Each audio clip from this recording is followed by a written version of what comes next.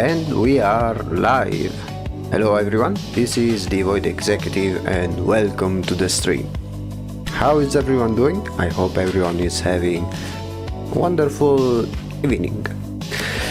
So, yesterday it was the record in which we finished one mask. Now there is the 7th one and the last one in terms of established design, which will be the Reaper of the Equinox. And then after that one we'll work on the 8th one. Hello, I'm laughing by Batov. How about you, kind sir? All good, all good. What are you laughing about? Also, welcome to the stream. Just started right now. I'm really excited. I have some excited news, nothing too crazy mind you, but in these past few days I've been working on the trailer for the channel and it's shaping up really well, which gave me an idea for the YouTube channel in particular. Essentially, the trailer will be exploring a bit more about the lore and the overall theme of the channel, as you can see, which explains my things like my avatar and stuff like that, the overall universe. And it will be a little animated short with the protagonist that finds itself in this weird world where there is this company where I would be the CEO of, and I'm having so much fun doing that I was thinking that maybe since I had no idea on because in my YouTube channel right now there's only two types of content. One is the live streams that I'm making, and then there are YouTube shorts. Now I'm thinking that I have an idea for regular YouTube videos on what to do. If the channel trailer goes well, I think it may be as well as an episode 0 for a possible animated series about the overall theme that we are having here. I think it can be a little neat mini-series or content to which I think will both help me get better at editing videos, but also at developing more the overall world and the theme of the channel, which may also influence future animations or transitions in the live streams as well. Your art got a lot of my attention. That's mainly why I'm here. I'm excited to see what's the lore behind. Yeah, so you can get a glimpse of the lore by the descriptions of both the YouTube and the Twitch page. But essentially, the lore will be that I am the CEO of a company that's in the void, and in the live streams I mostly, for now, do art streams, which in lore it would be the company exploring and creating worlds, because there's nothing in the void, so the company must take all of the possible worlds that it can, right? Something along those lines. As for the overall design, it's a parody of those corporate environments with corporate jargon and people with customer service voice, paperwork, quotas and stuff like that. It's basically a parody of that environment, and the channel trailer will have all of that. It will be a parody of those sort of environments. That's cool. The company sounds like a great place to work in. I assume the mods would be like secretaries or something. Yeah, at the moment this channel is very new. It's only a little older than 1 month, so I don't have mods or anything like that. Right now is just me. So we could contextualize it in the sense that this is a new company, and as we get new employees, and hopefully once we monetize the channels, we'll have different tiers, which will translate to maybe different ranks, which is also visible in the trailer itself. But I won't spoil too much. I hope I'll show it once it's completed. It will be the first thing I'll show in a live stream. It will be a surprise, so as a special event of some kind. Since you're new here, let me explain what I do most of it. What I've been doing for these past streams, starting from the very first that we've made. Yeah, something like that. Let's see if maybe I can boost your channel by mine or something. I'm not like, oh, super big, but I like to help. I'm not sure how this works exactly. I'm still a bit new. I need to learn how some things work exactly. If by boosting you mean something like Discord servers are boosted by some users with the Nitro, I don't know if you mean like that or just in general, but any publicity is well accepted. If you appreciate the content that I'm making, you are free to let other people know who might be interesting. What I do mostly is art streams. I made also like 3 shorts right now. I'm planning on making at least 1 YouTube shorts per week, which involves some art tips that may be helpful. And let me show you what we have been doing for this past month, starting from the very first stream that we've ever done. So I explain it in every single stream basically, but it's always good to explain it live for everyone to know. A boost could be sharing a community post, short or video, that boosts the algorithms and your channel will appear more on the other people's. Liking also helps. Hello, Miss Red Velvet, and welcome to the stream. Yeah, if you, I don't want to be the guy that constantly repeats like and subscribe. I know that there are some people who do that, but I think that on the long run it may become tedious, maybe to say and to hear. So I'll leave it to you guys. If you like the content and like what you see, you are more than welcome to spread the word around. Maybe let some people join, see what they want to know. I mostly do art streams, and I'll start by showing what we've been doing in this past month. So let me switch it up real quick. So this is the main document. Now it's empty because I'll explain a little bit of quick story or context. So this is a game interface, a really obscure game called Shadows of Forbidden Gods. It's a strategy game in which you play as one of the available elder gods, with your objective to bring the end of the world in a randomly generated fantasy world. There's different heroes, different kingdoms, to which you use agents or little minions to corrupt them in order to facilitate your awakening and reach a number of points that are necessary to win. These are some examples of the not this one. These are some examples of already available gods. These are images or screenshots from the character selection screen.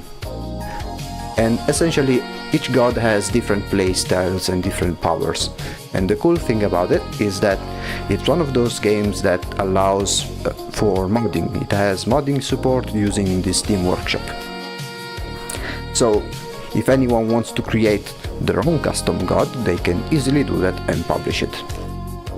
So what I've been doing in this month or so. I've been doing only this since I've started, but it's coming to an end really soon. Is me and others from the Discord of this game are working together to make a custom god that will be published.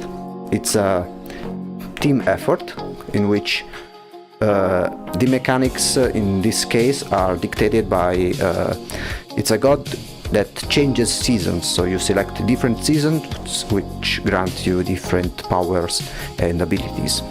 And the way it's represented is that each time a season changes, the god changes a different mask, so it has different masks which represent for different seasons. All of the other people, each person is doing one mask in particular in terms of game mechanics and coding, stuff that I have no clue how to do. I am the one in charge of making the art of the game, so I've had a brief description for each mask from each person, and then I've made my interpretation and drawing for the assets, which will be then sent back to them so they can implement them in the game. So, to show you guys, this one is the main body for the god, which has an empty face, and then I've been doing each different mask that will appear in front of the face whenever the respective season is selected. Mods are cool, and yes, the game seems interesting, so does the mod. The concept of a faceless god gaining different masks is really appealing to me, especially because I love making gods. So, let me show you the masks in question. Originally there were 7 masks, and we have done 6 of them in a polished way. So today we'll start the 7th one, and then there will be an 8th one that we need to make the design because it's from a person that joined later in the project. But let me show you the ones that we've made so far. So, in order from the first one we've made from the latest, we have the Steward of the Hoarfrost, it's basically an ice winter character. The Lady of the Autumn Rot. It's centered around the famine and pestilence. Then we have the Niece of Blooming Fields. This is a more benevolent version.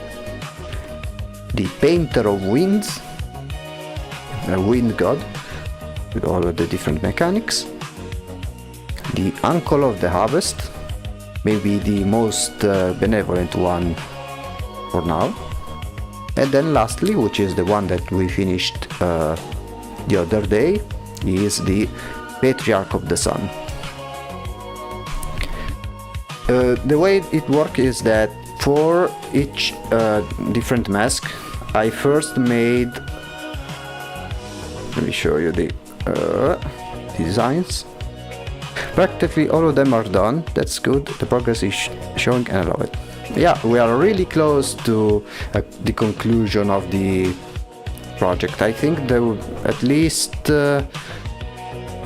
maybe within like 6 or 7 more streams we'll be able to finish the main art of the mod.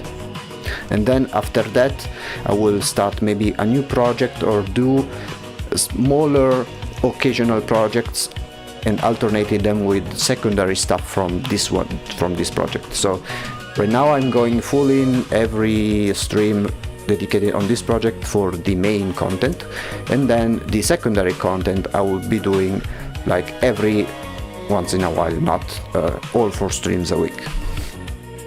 So the way the masks are done is that I've made a frontal sketch with some references,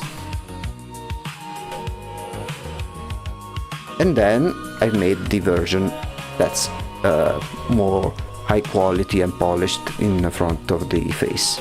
So far we've made everyone except this one here, which is what we are going to start today. And then there's an 8th one, but I need to do the base design for that one. Right now I'll focus on these on this one here. So I think I can do just that. Let me already create a new layer for this one. These are the masks that will be present in front of the god's face once you select the respective season. This one is essentially a fey god. The original idea was to have different humanoid figures for each season, but we decided to make one god that changes mask, partly because the idea is a bit cooler and not as mundane, and second because it was easier to implement. So now with this one we'll need to do much like the other versions, placed on front of the main body. Okay, 1 second, because I am having a heat stroke in this room. 1 moment.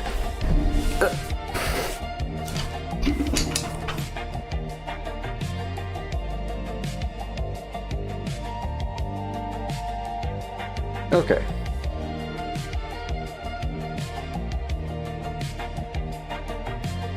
So we have the... Oh, first let me switch the song to something more fitting with the theme. Heat over here is also crazy. 42 degrees outside, someone take me out of here. I mean, to be fair, outside it's very cold, but the way my room is placed, it's quite small, so it contains heat pretty easily. And kinda at random times too. Okay, so we do this one here.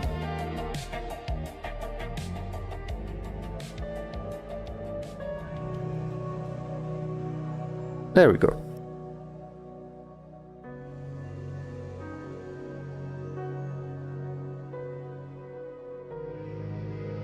The name of this mask in particular is the Reaper of the Equinox.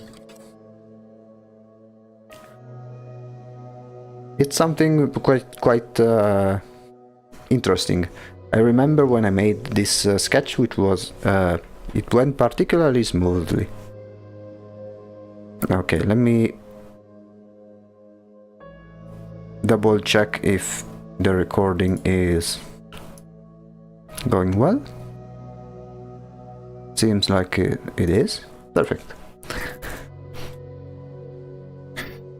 Okay, so let me temporarily enable the body, because I've made previously some sketches of how they would look like more or less when positioned in front of the face. The Reaper of the Equinox, yeah. That sounds badass. From what season are they? They don't follow a specific season, like a real life season, because we have 4 seasons and here it's at least 7. But we decided to use this terminology because the effects that we'll have on the game world will be similar to seasons. This one will be about, if I'm not mistaken, let me check the description.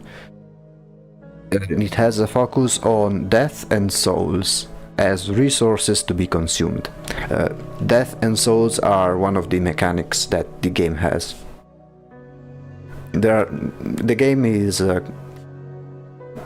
quite complex, which is why once I finish the main artwork for the mod, I will do one stream in which I'll play the game itself, so I can explain to you guys the different mechanics, so you have a better idea on how the mod will work. Okay, so here we have the templates. I need to find the one for the Yeah, this one here. Make a copy. So the process I usually do is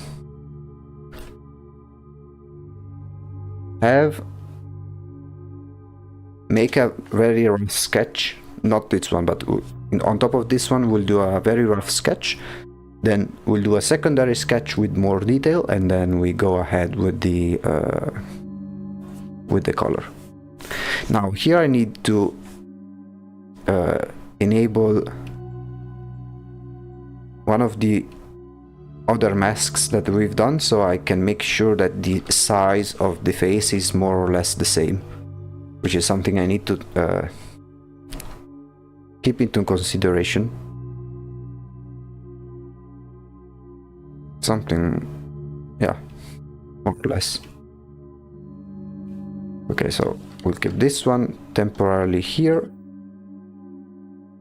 Make a copy. We can get rid of the main body. And now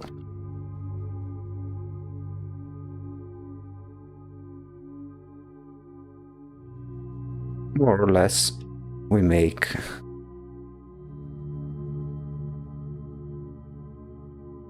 the sketch itself. This one is very approximate, so we'll simply lower the opacity and work from here. I've been wondering, does each mask have a mind of their own, or are they just that, an empty vessel to cover something else? According to the description that I've been given by each person, they act like a family of some sort, with some being friendlier than others. So I like to think they are like as if the god itself has different personalities in some way.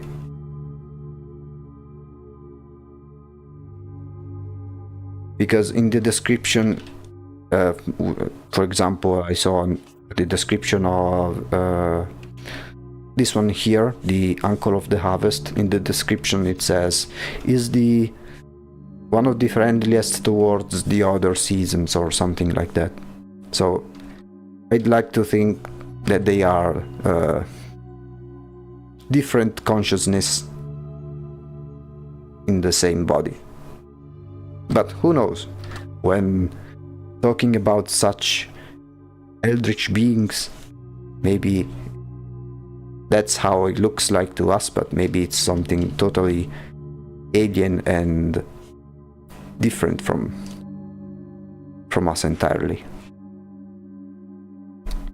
Reminds me of the ID. Don't really remember that's what they were named. Yeah, if I remember correctly, the ID was once called the multiple personality disorder, but the terminology got changed. Don't ask me why, because I really don't know. I know that term because sometimes on YouTube I get those videos of people in VR chat trolling others, and unfortunately there are some people who try to fake those disorders, and they lead to very cringy but at the same time hilarious results. I don't know if you guys have ever seen those types of videos, but there are some that are like, yeesh, very weird, to say the least. Because for many people have some misconceptions about how some mental illnesses work, and so when they try to fake it, they make a mockery of it, essentially. The people who try to fake it are either pathetic or just funny. Like, no dear, that's not how to react. Yeah, I saw some videos of people faking Tourette's, which is just like they almost look like someone mocking the syndrome itself. by how bad they looked.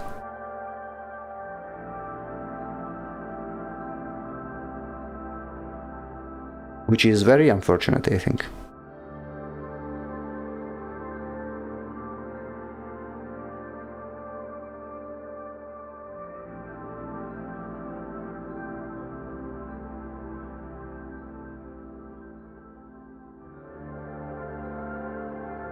Now, I know that this is technically the first sketch, but I'm trying to be already precise with it. So in case it's high quality enough, we may skip the revised version altogether. But we'll see how it goes.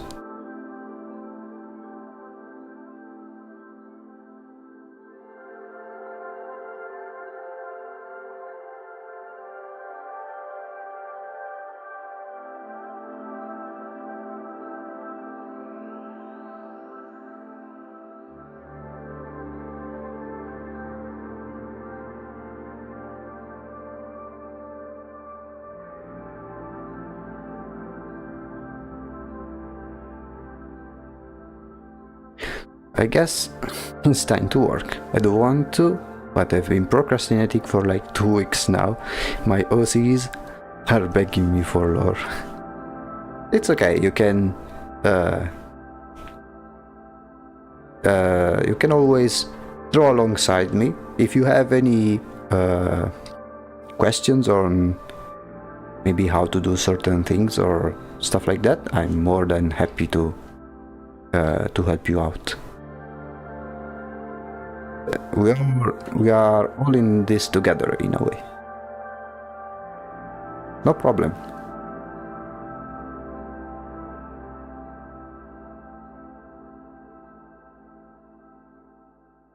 So I remember when I made the sketch for this one in particular, it went pretty smoothly despite the overall complexity of the design. And I think the reason is because I really used a lot of references for this one, which really helped.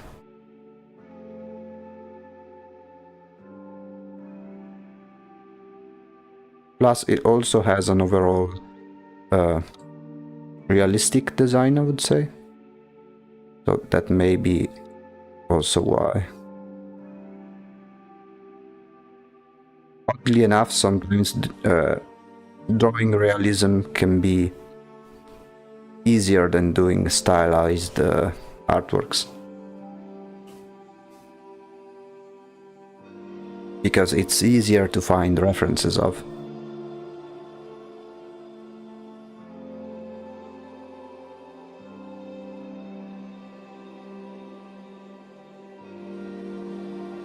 Okay, now let's try and find the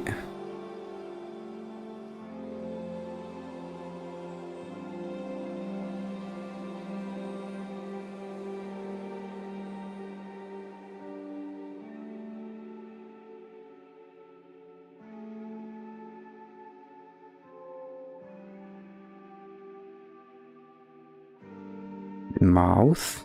I may be able to change it because the mouth is always something I tend to struggle.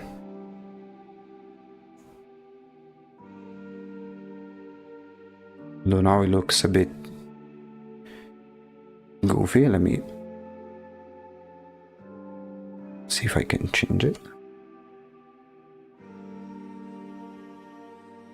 Hello, welcome to the stream.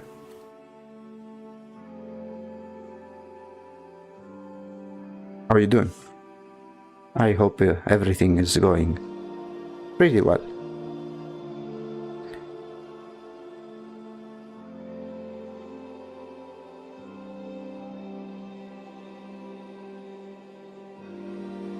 We are doing hopefully the second to last mask.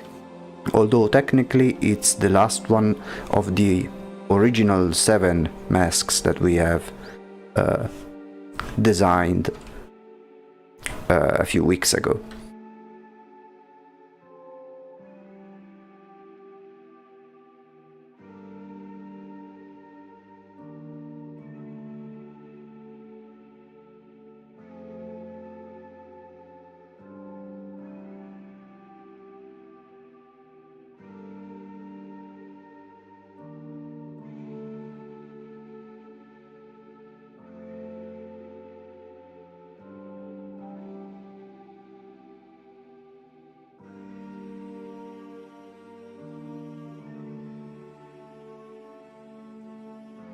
Okay, here there will be the equivalent of the chainmail armor.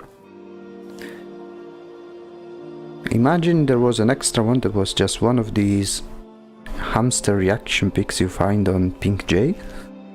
I'm not sure I have those in mind.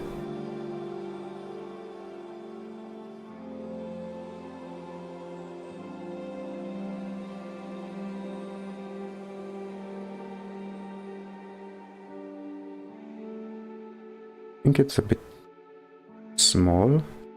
I mean,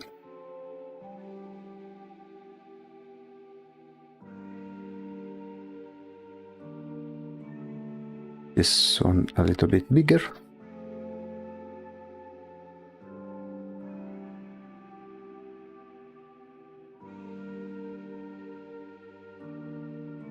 And then there's something like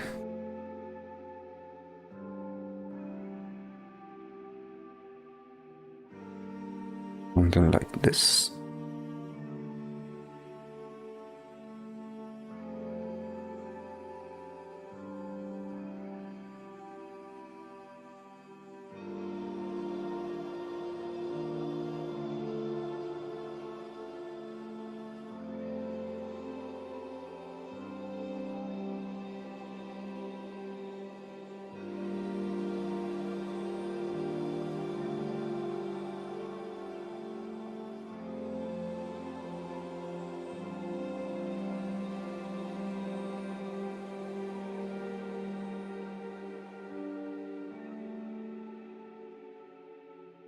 Something along these lines. Now just going very loosely, but this is the overall idea.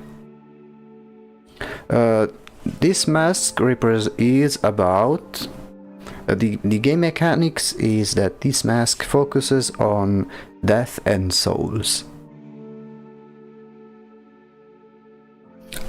which are game mechanics from that are present in the game.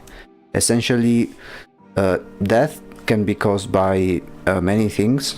For example, if there are different armies that are fighting, it raises the death modifier. Usually that's the main way you create death in the game. And souls, instead, they are a modifier that appears when a hero or a ruler dies, which you can use and exploit for a variety of reasons and perks.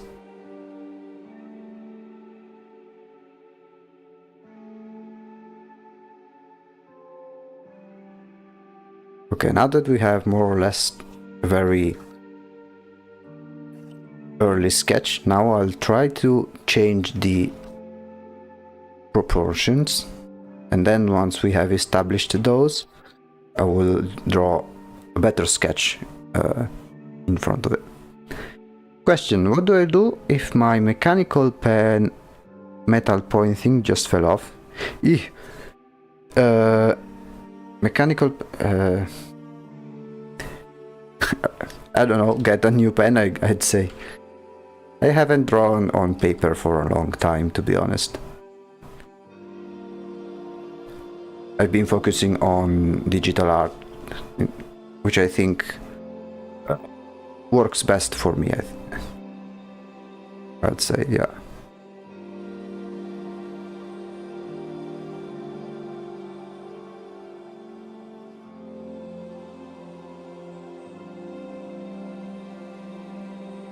Which, make no mistake, the tip on the digital pen wears off over time as you draw, but like every pen comes with 2 or 3 replacement tips, and you can also buy lots of them online.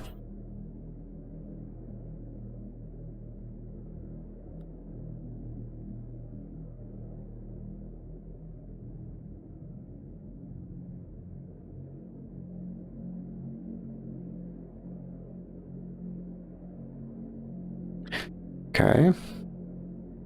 I think one thing we need to do is flip the canvas, which will allow us to spot any mistakes I might have missed before. It takes some time because the Photoshop file is very large because it has a shit ton of different layers because of how my workflow is structured.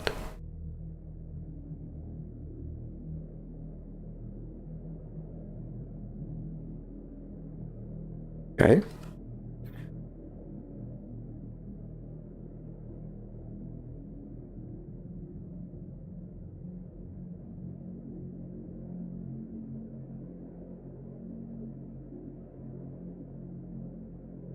Needs to be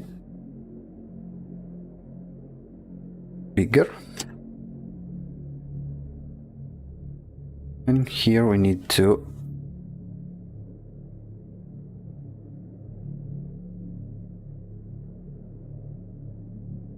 do some work over here.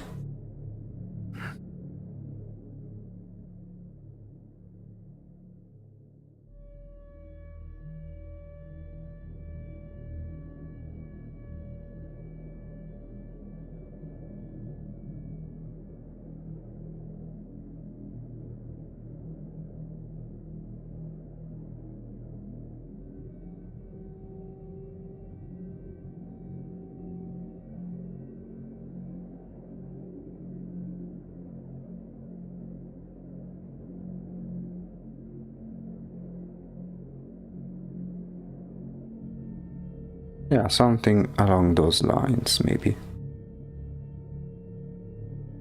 Although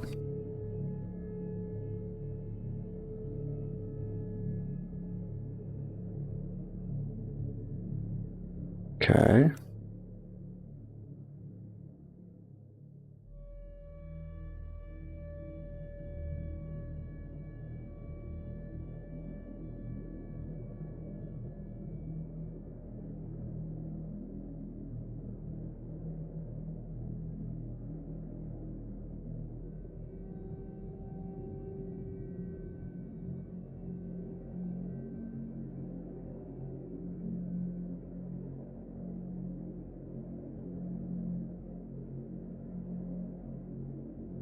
Maybe need to make the lips more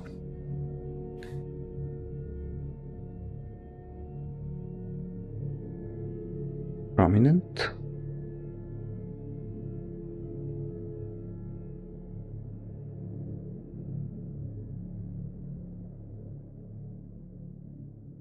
Maybe change a bit how they work over here.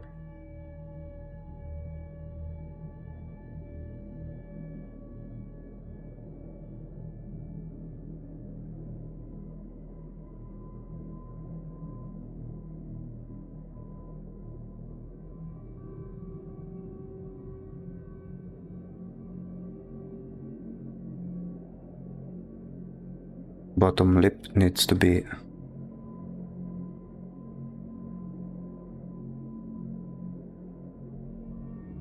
something like this.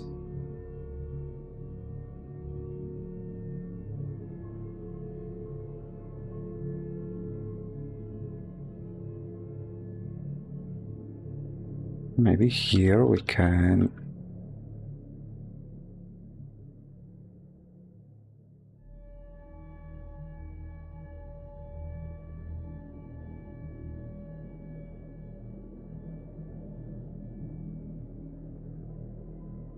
let's see.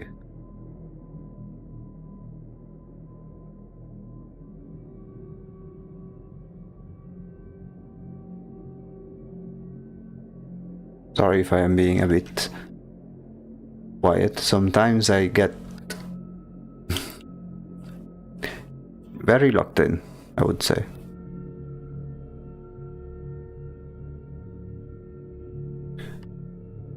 And these parts need to be more serious looking.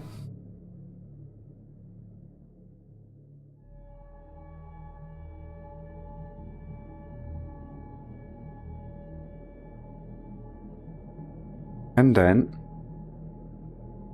do you ever just stare at the white or gray canvas and forget what you wanted to draw? No, but I sometimes get in a situation in which I come to a point where I don't know how to continue it, in the sense of, I don't know if it has ever occurred to you, but when you are in the advanced stage of a drawing and you want to add more stuff, but you don't know where to add more stuff because it already looks very full of stuff. So it looks very detailed and you try to add some things, but you don't really do it and don't end up with much progress either. Usually that's when I tell myself, okay, I think I need to stop at the moment because I'm seeing myself not doing anything more of value, so I would consider this finished, or at least paused until I come back the day later, in which I notice maybe something that I need to correct and stuff like that. Yeah, sometimes when you notice yourself in that situation, that's the cue to stop and come back later. Or sometimes, something I do regularly now is basically, if you are on computer, is to flip the canvas, because it will refresh your eyes which have been staring at the same image for a lot of time. So when you flip the canvas, the eyes refresh and see a new image and can help you immediately spot mistakes that you weren't able to notice earlier.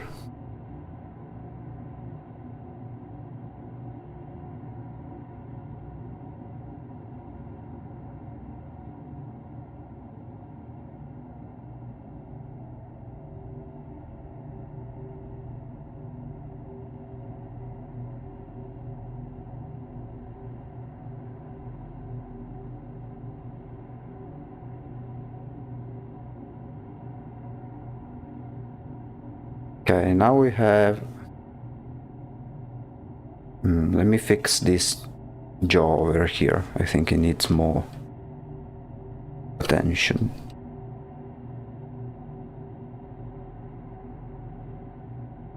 We'll take the advice. I always force myself to continue. You shouldn't. Since I'm in traditional art, I can just hold the sketchbook within my arm's reach so I can see what I did wrong. Works if you want to practice. Another thing you could try if you want to still flip it but want to work traditional art is you can take a photo and flip it on the photo, and you can notice how the artwork will look very, very weird. To see if your artwork is works well is to check if it looks good or at least normal when you flip it.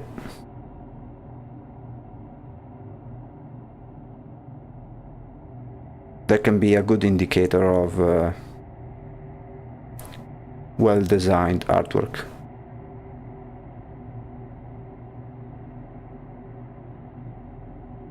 Okay, we have made the overall sketch. Now I'll try to make a very quick sketch of this part here. It'll be something very simple. With this one we'll use photo bashing most likely. And then down here, well, there's the chains, and then something as big as maybe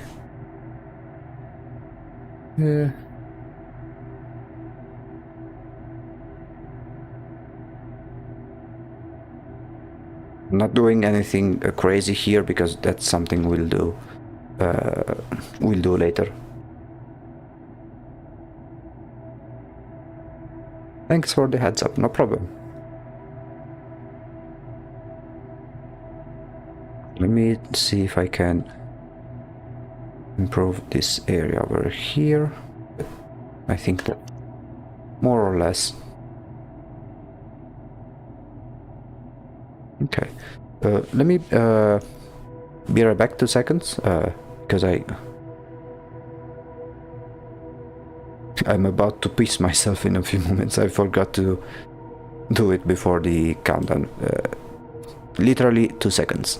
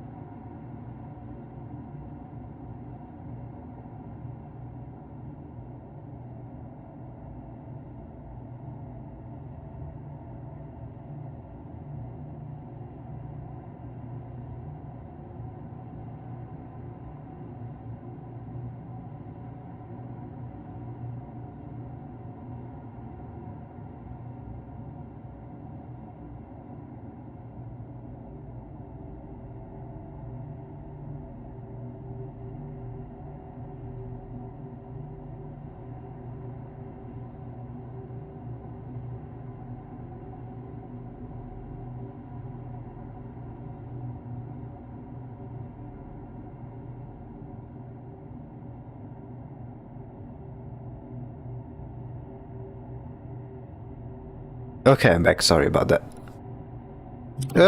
What do you? Okay.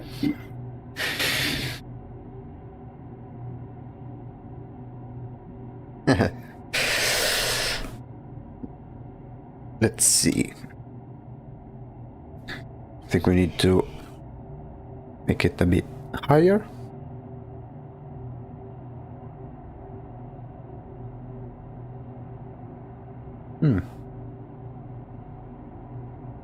Yeah, I think something like this can work. So now this one will be the first sketch. And now we'll simply do another sketch on top, going into more detail, trying to be as clean as possible with the strokes, because it will make things a lot easier later.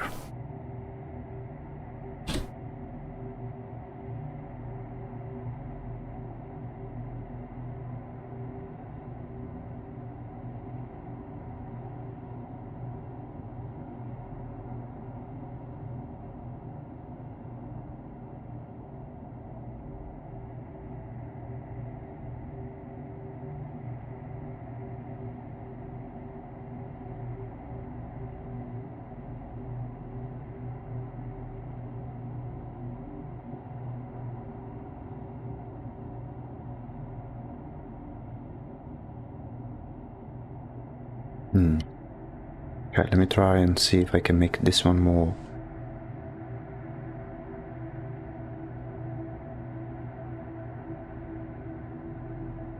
harsh with the lines.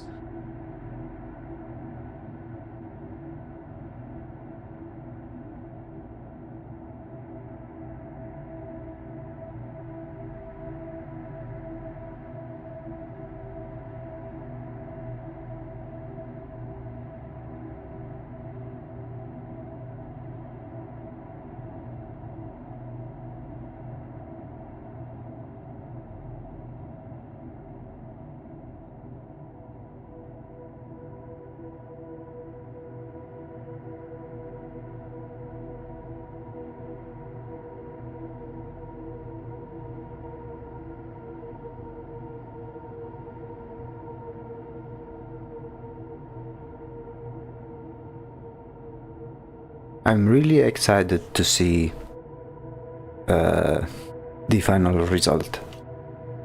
because once we finished every mask, we need to make the art of the god, showing how it would look like in the character selection screen. And the original idea was to have every mask visible, like floating around the main body, but I realized how it would be impossible to achieve a good result because there will be too many masks and it will get too chaotic. Not every mask would be fitting in the image. So at the end, I've decided to make, instead of showing every single mask fully, it will be something like a mirror, a shattered mirror, and in each shard there is a glimpse of each mask. The reference itself looks very cool. First I thought the faceless god was a backroom entity. Oh no, that's basically the main body, the template essentially, and the blank canvas, which then will change as the masks get changed.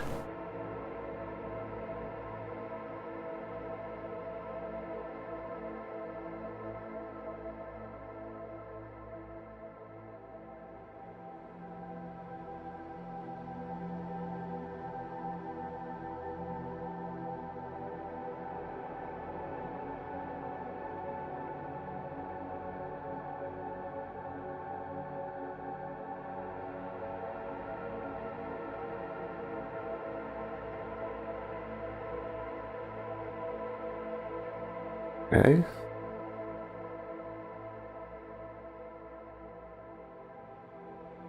Something like this.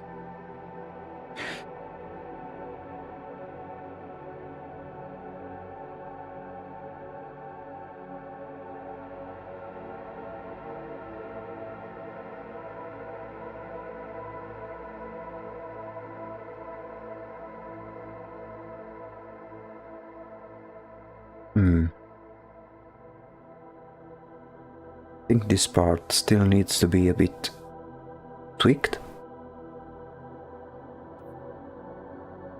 Maybe something like this.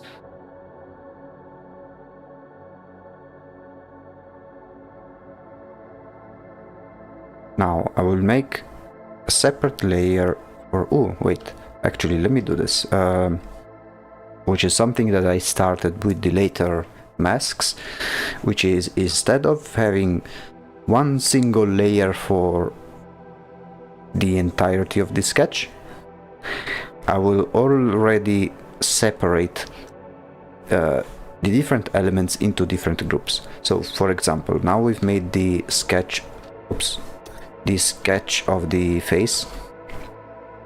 So now I will put it in a folder for the face only. And now I'll make a separate layer which will be dedicated to the crown or helm. Also first I need to do for the... oh no, yeah, I'll do it later. Now we'll go for the crown itself.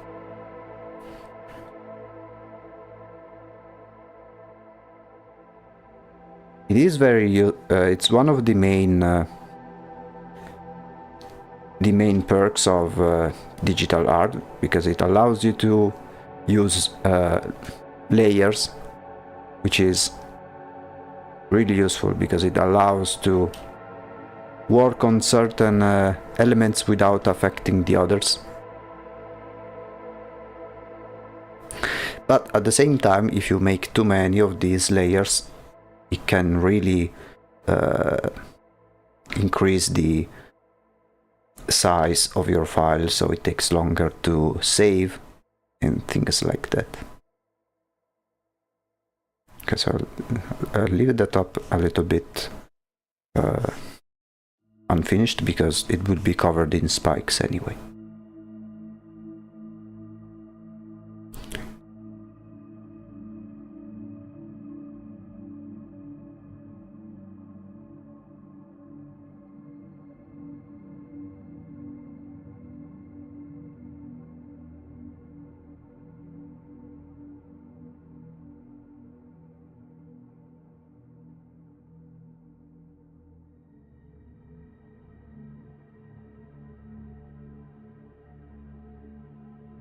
The artwork took like 10 minutes to save. Jesus, because they had at least 20 layers or more. I can see why my space is so tiny now. 20 layers is not really a lot. This file, I think it has...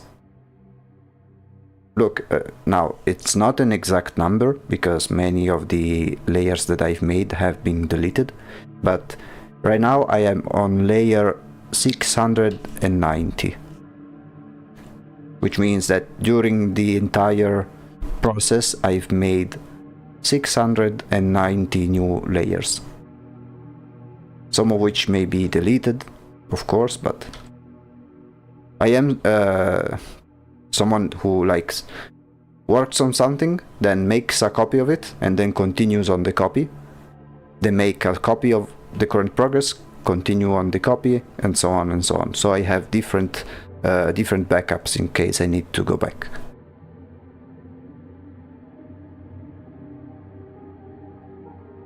But yeah, there are some people who draw digitally on one layer only, and that's usually a very good way to improve your digital painting skills, which may be something that I can try as a challenge or as a training of some sort. Although I need to, I will do it not on this occasion. Because of course the visual results will be vastly different depending on whether you made an artwork using multiple layers or only one layers. Let's say that each method has their pros and cons.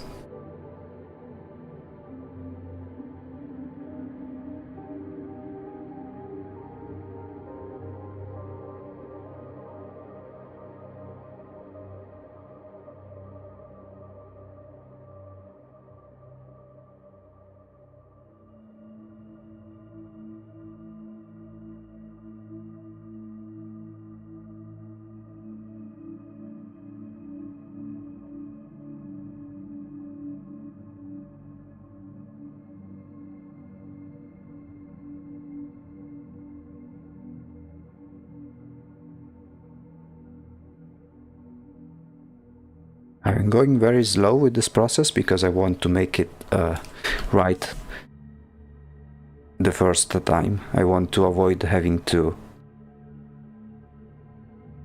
do it over and over again.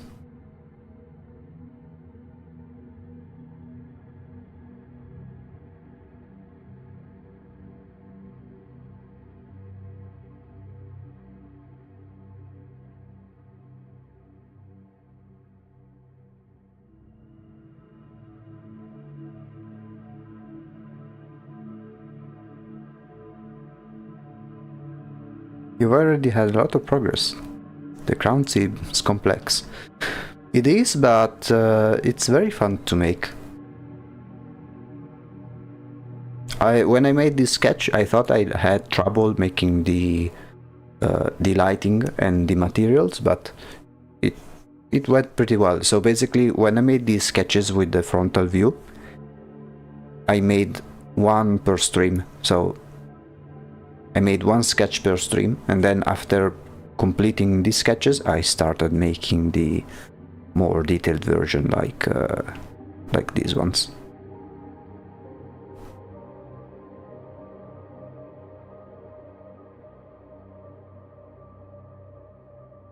one good thing about this project in particular is that there is no real deadline or anything like that, so we can go as quietly and as chill as possible without pressure.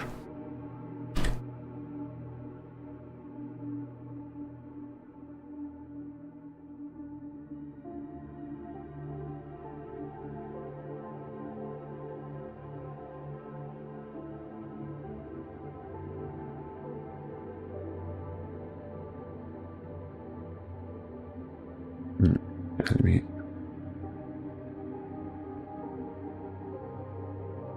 something like this. Tell me more about your seas. What do you usually like to draw? I am one that likes to draw mostly either fantasy or sci-fi stuff. Anything that's not realistic in terms of theme. For me, it's always need to be something that stimulates my mind and is very fantastic.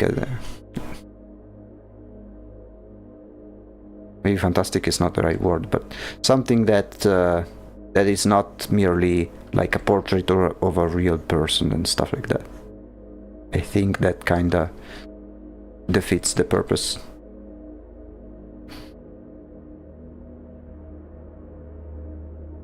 Of drawing cool stuff.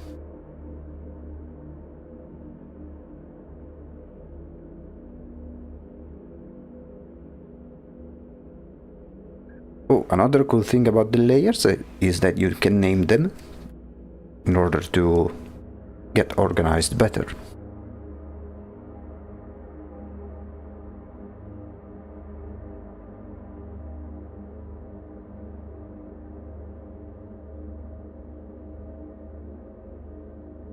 My OCs, I like to draw pieces that reflect the lore. It's just so fun for me to see my stories unfurl like that. Also, stupid non-canon doodles. They're so unfunny, but I love them. And layers names are something I constantly forget. For me, it depends. I tend to name them, but I avoid naming every single one of them because it's not really necessary for me. So for the chainmail, I won't do anything crazy because we'll achieve the effect without the without having to sketch it, because the effect that I gave over here was through a specific paintbrush which simulates chains.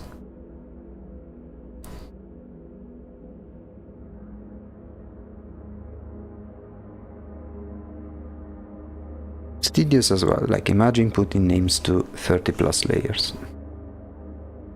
Yeah, I mean, sometimes I don't even need to because, for example, I name one layer and then I make a copy of it, so the name is automatically transferred. So, for example, now I have one layer called crown sketch, and if I duplicate it, it says crown sketch copy. So it's pretty straightforward in that aspect. I think I'll do something like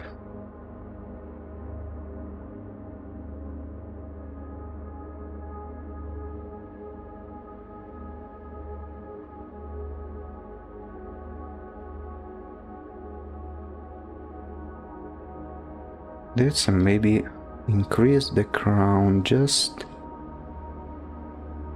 a little bit.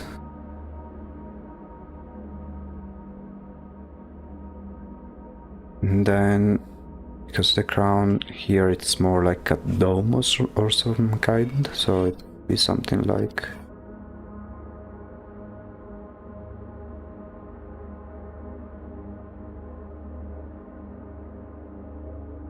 Something like this, maybe.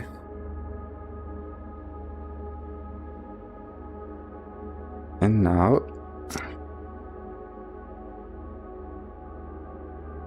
we make the spikes. For me, it just says name 2, so it's kind of funny to say a letter named EDBD, and the copy of it just EDBD2. Yeah.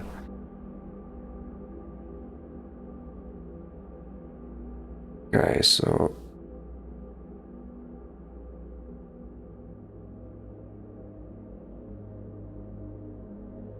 now with the spikes I need to be a little more careful because I don't have the luxury of doing things symmetrical as I've done here, because we have a pose, but we can still more or less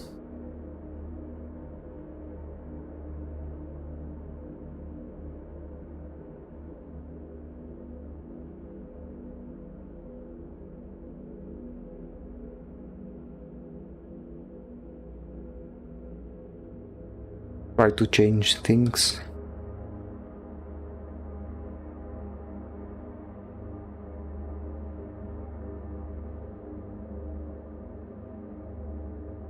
Spikes are fun to shade depending on the material. Yeah. These ones in particular, I think they will look really cool once they are finished. Because one of the methods I've been using is photo bashing. I don't know if you are familiar with it, but it can really be useful to obtain a realistic look for certain types of materials.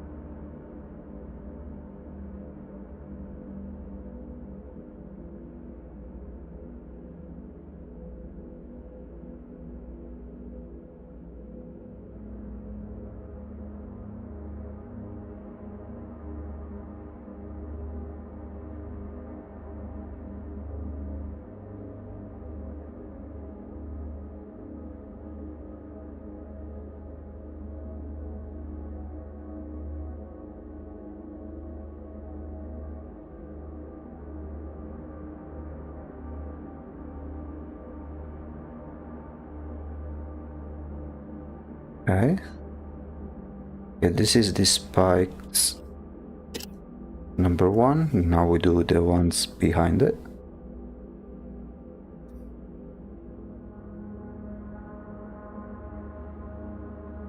Just for good measure.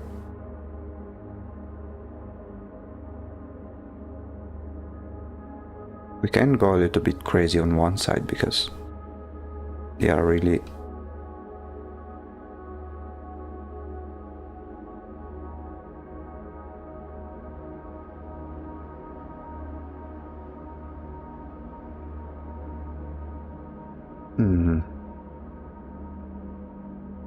these ones need to be bigger.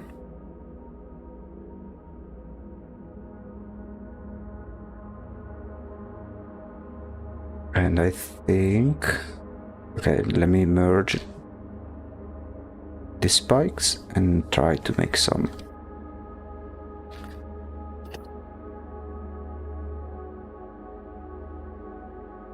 adjustments.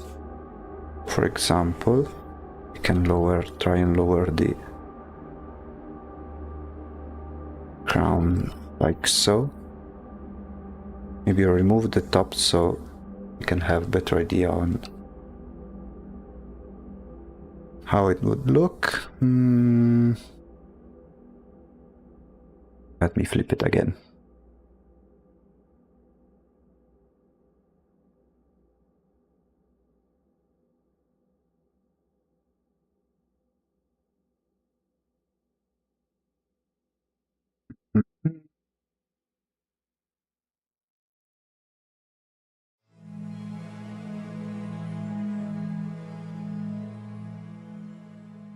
Okay, yeah, we need to change a few things.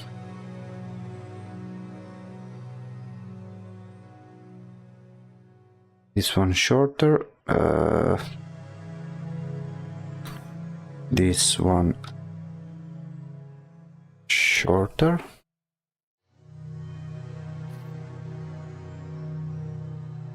And then the rest. Maybe this one longer, but on this side. We'll see, we'll see. I'll do these other things later. I think we can work on the colors for this one already. I just want to see if it looks fairly similar. Yeah. Yeah, I'd say they look okay. Now.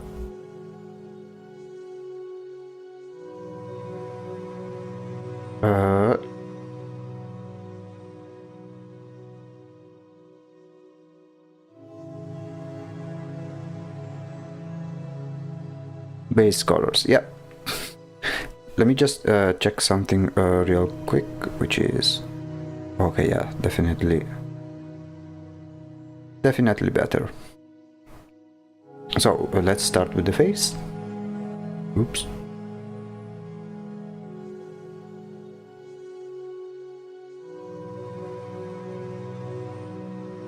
We'll try to use the magnetic lasso.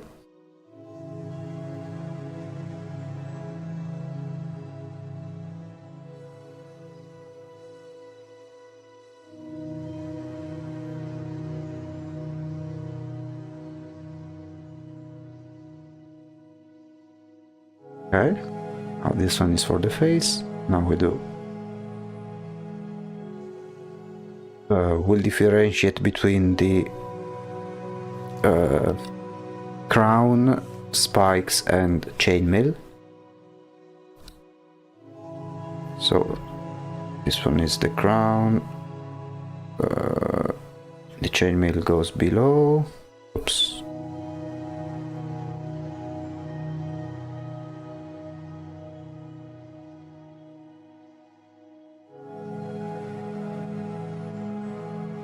I'm now renaming the... making some folders. So let's do the chainmail first.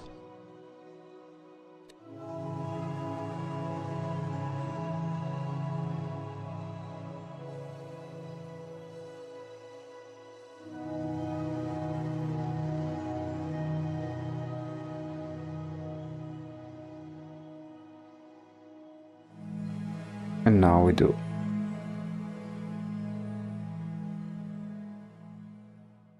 the crown.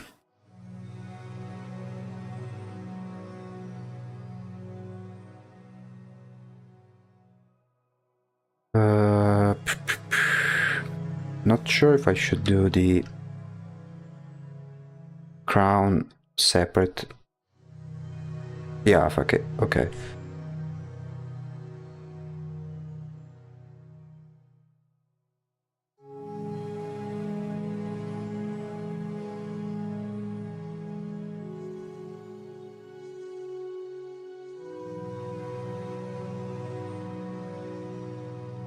Let's see.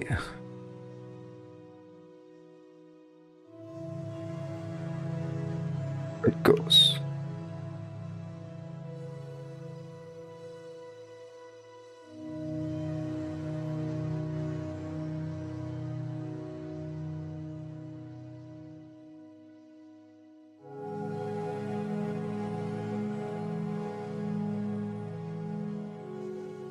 Oh yeah, I need to put the face over here.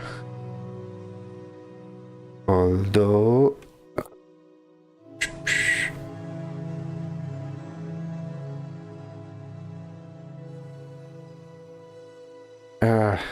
okay, Need to fix something.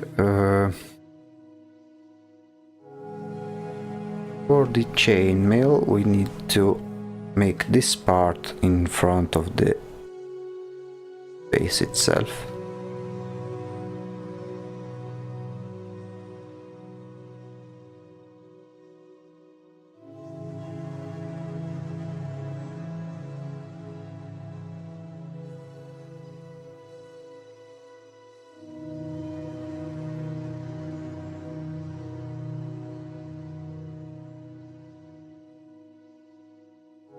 So, and this one we put in front of the base, like so. Okay. And lastly, we have the spikes. With this one, we'll be using the polygonal lasso tool, which is more straightforward.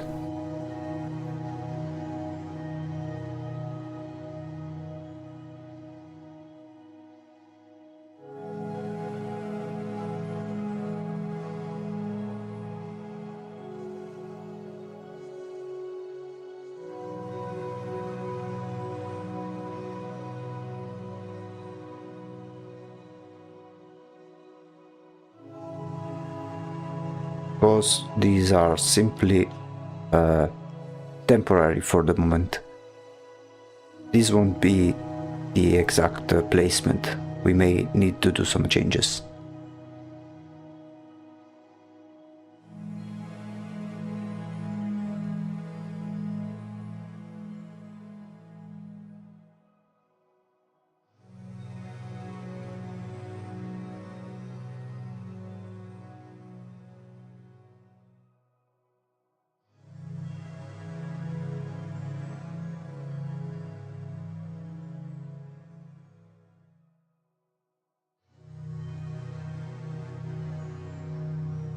And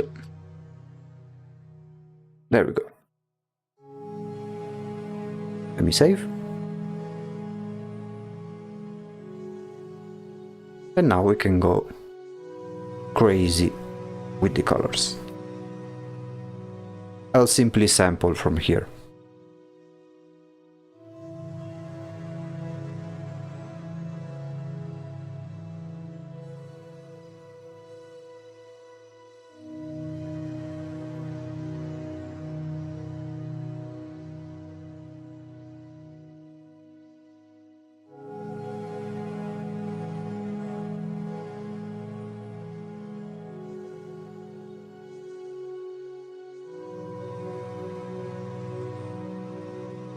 Okay, face,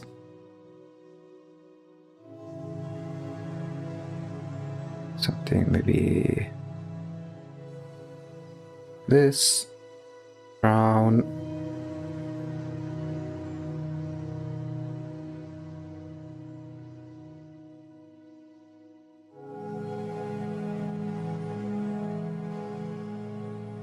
and now we slowly get to work. First thing first, I want to go here to the face one, and then cut the eyes and this part in the jaw, and maybe also the these slits over here.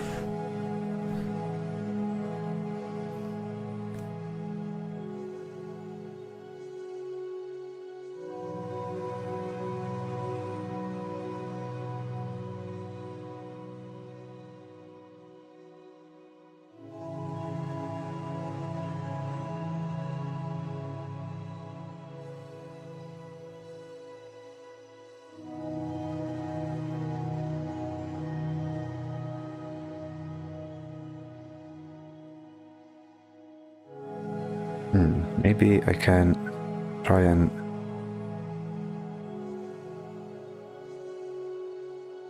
get more like this, and then we remove this part over here.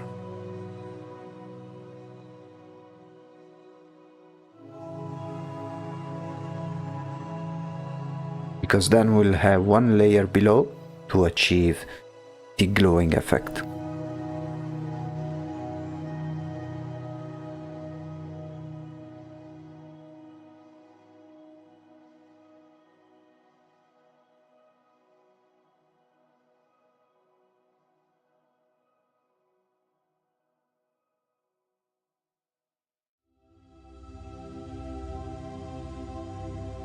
Oops, let me check something. Okay, yeah.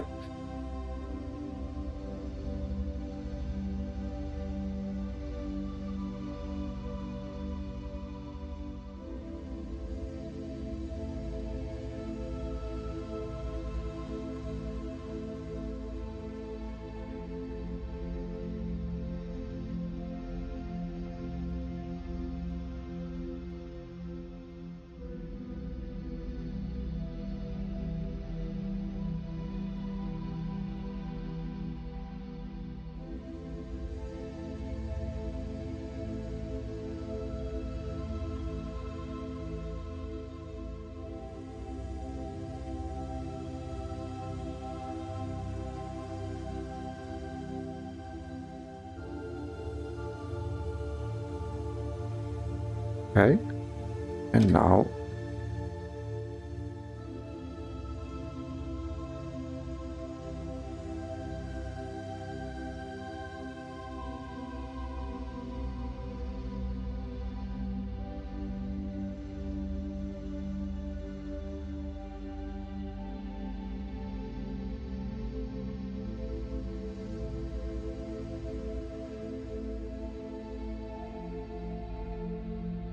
like this, and then lastly,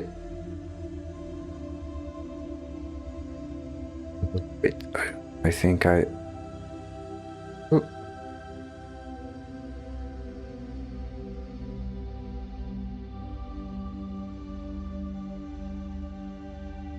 It's okay, more or less.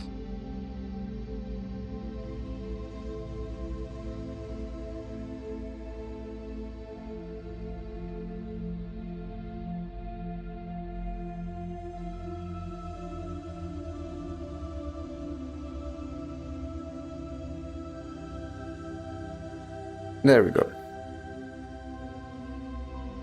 Now I think we can go all in with the shading. The most fun part.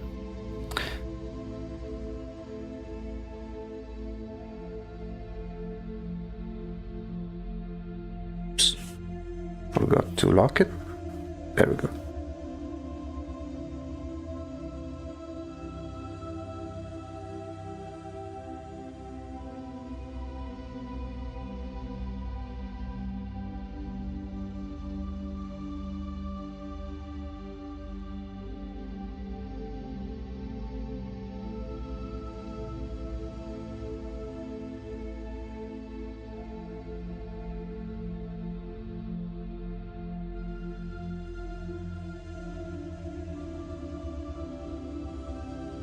And then this part over here, this part which is much darker over here, this is the overall color of this area. I remember that I had some difficulties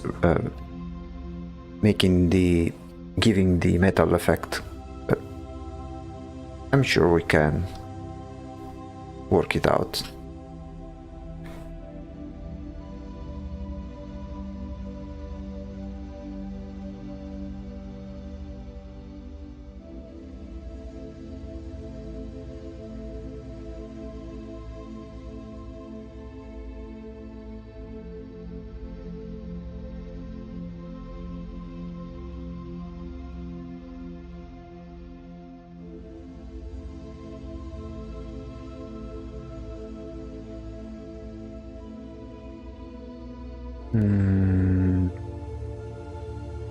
Because there is things like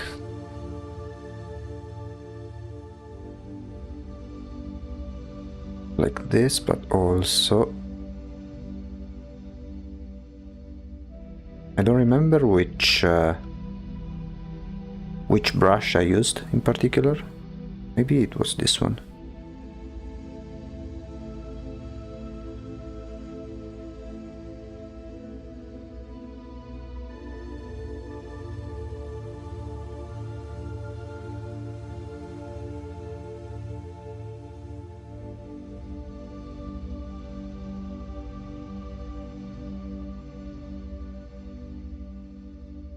Okay, I try to avoid working only on one element and make it perfect, and then go to the other. I'll try to make it so every element progresses in the same way, because it will help you establish how it looks like overall.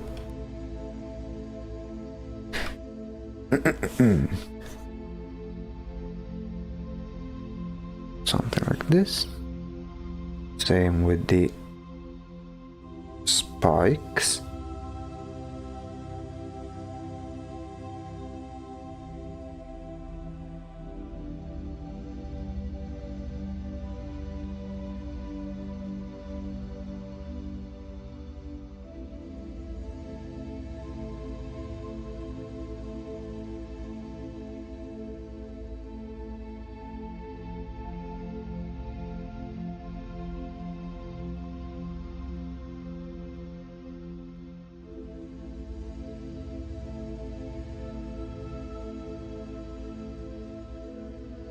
Here we start adding some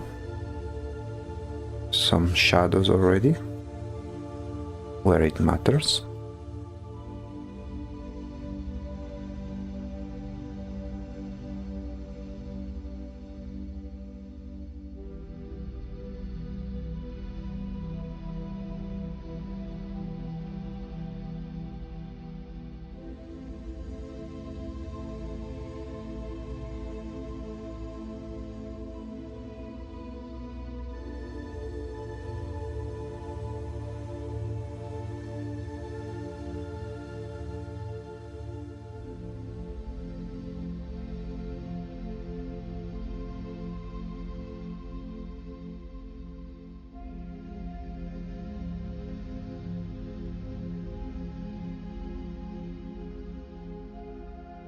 Here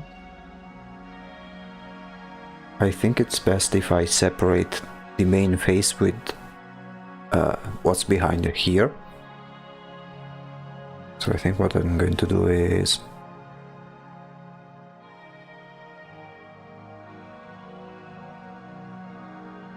this one.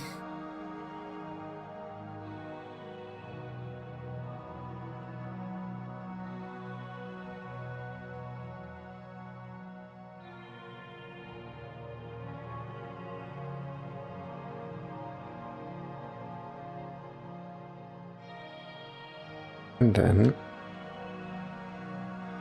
we work on here.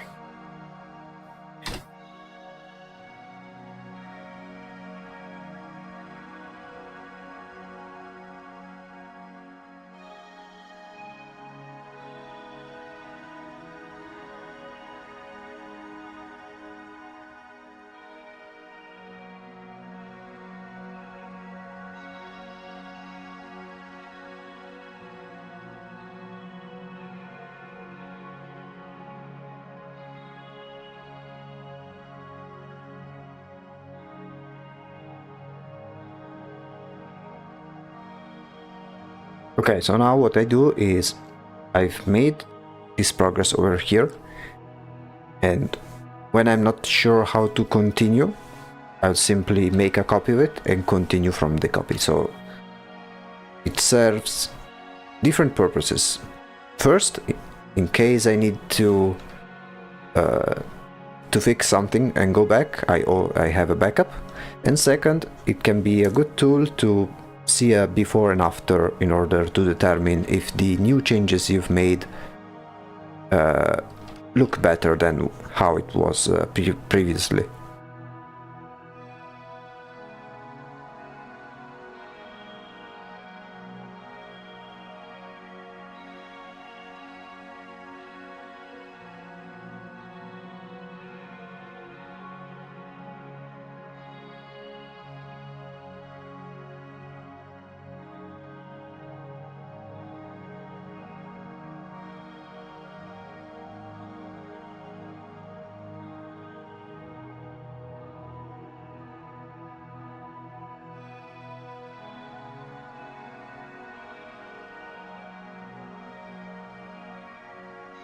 Okay, now one thing I'm noticing is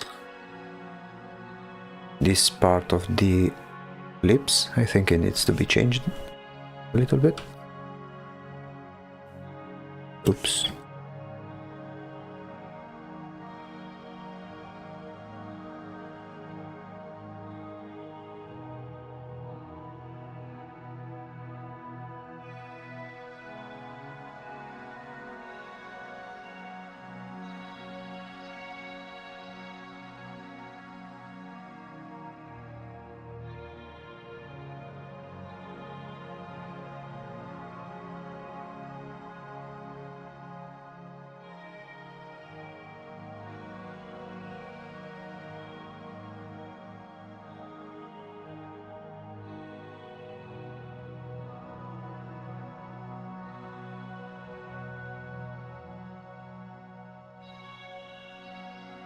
Now it's a matter of giving the right texture so it looks like it has this metallic look, I would say.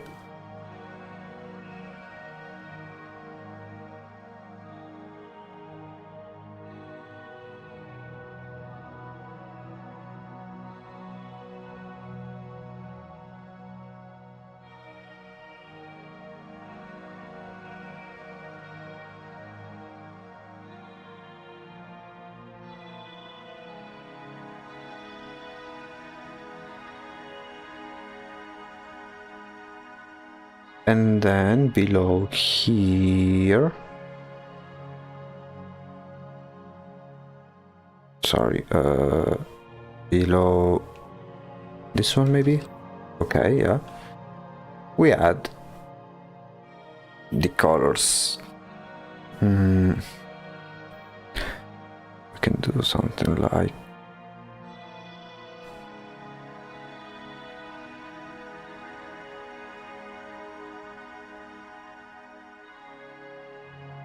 something of this nature, and then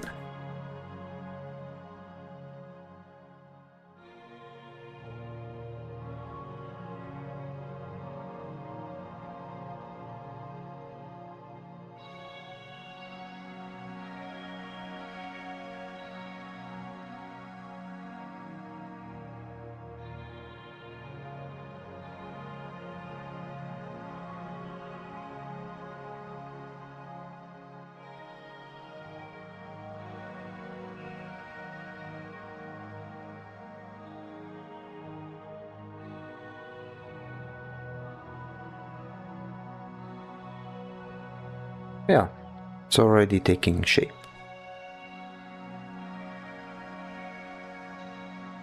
Okay, let's see a quick before and after. Okay. And here we slowly but surely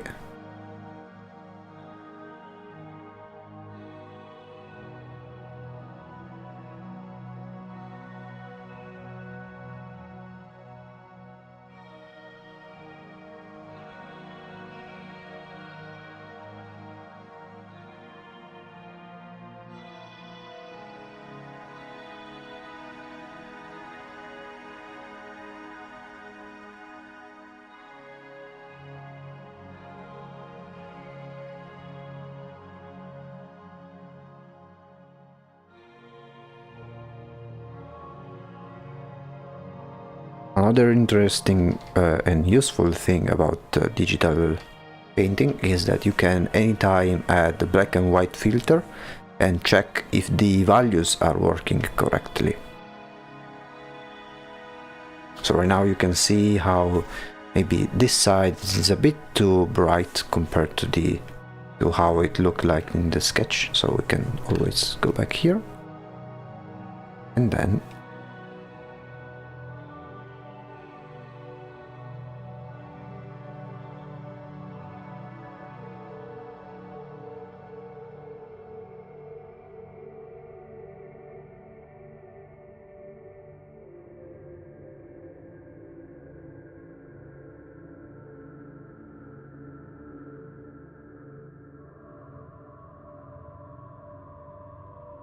do something of this sort.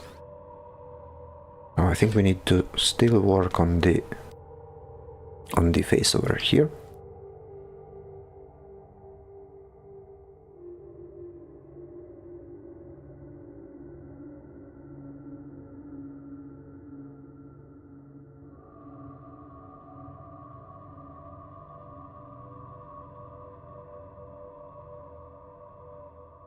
Hello.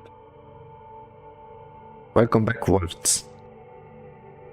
How you doing? We are doing the last of the 7 original masks. Then I'm not sure if I should do the 8th one right after this one, or already work for the final image for the god. Since it wouldn't make, it doesn't make much difference anyway.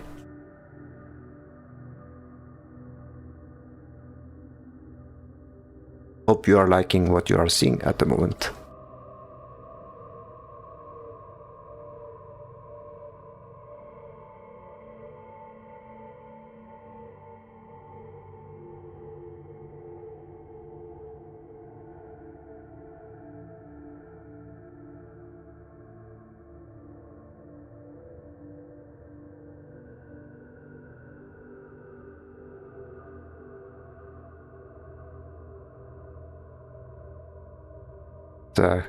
Quiet, but very chill. Now, I don't want to jinx it, but because I'm watching the hour and the progress is already very promising. It may be possible that I may be able to finish it in 2 streams, like with the Patriarch of the Sun, but we'll see how it goes. I watched another Ghibli movie, Grave of the Fireflies. Not sure if I may have mentioned this. It's a very important movie. I won't say much. I'm sure everyone has seen it. I haven't seen it, but I know it's very, it's a very, very sad movie, given the overall theme of it. I haven't watched it though.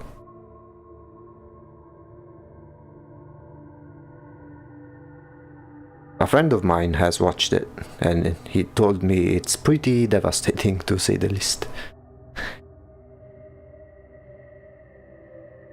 Do a quick save.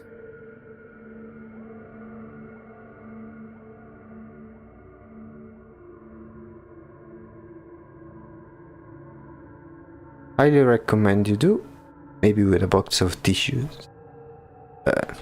I'm not one to usually get this emotional. I honestly don't remember last time when I watched a very, very sad movie that made me cry, but I'll keep that in mind, thank you.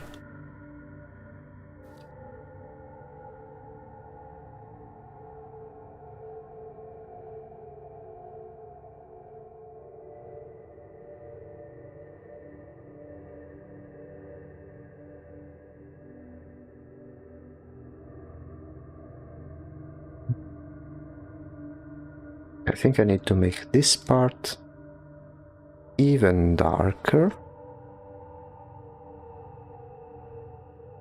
And then here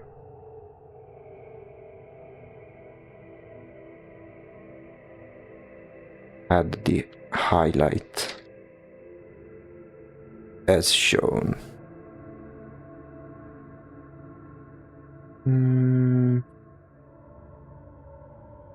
It's not quite the same.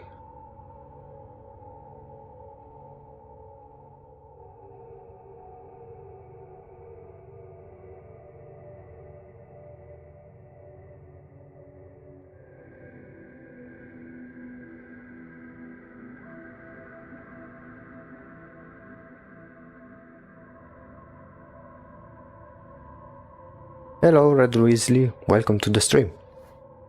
How's the art going? It looks amazing so far. Love the contrast between the grayscale and the blue-green lighting.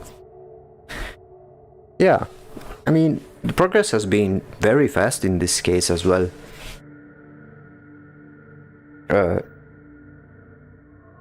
Even when I made this sketch in particular, I remember it was quite straightforward. Right now I'm focusing on the head, because the floating spikes and the things here, these are things we can do later without any issues. I'll try to maybe work on this chainmail, although I'm not sure if I should do it painted or photo bashed. Let's see. For this one I have a very specific brush for it, which is, I think it's this one. Let me see. Yeah. So what I did was basically use this one here. Oops.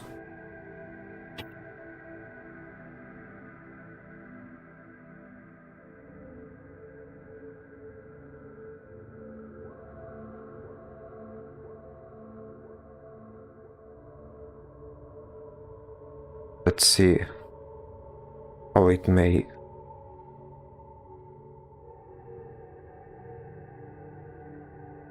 look like. It may look hideous, but guess we'll have to see.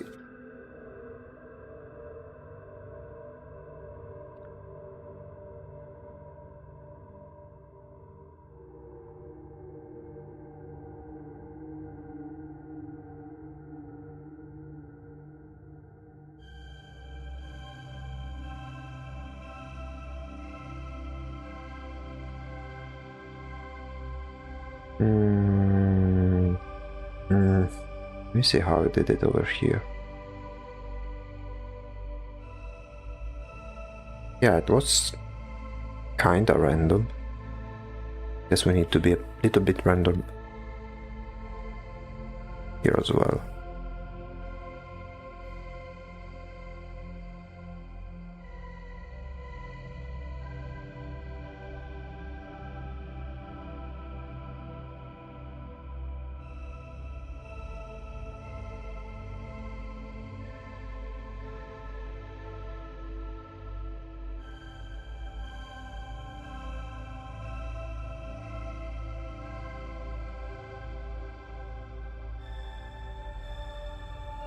Okay, we are getting there, kinda.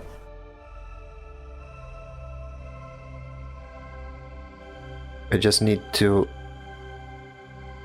follow a logic for the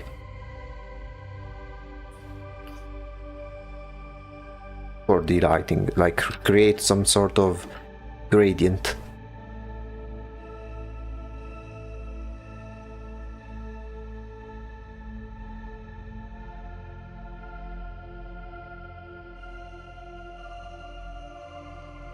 Although it may look a bit ugly as an end result, so I think I may still use some photo bashing on top of it.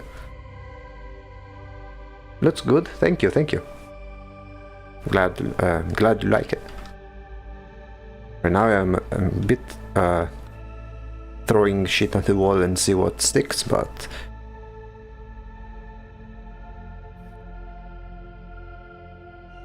maybe if I lower the opacity, maybe this one can work a bit better. We lower it a bit further.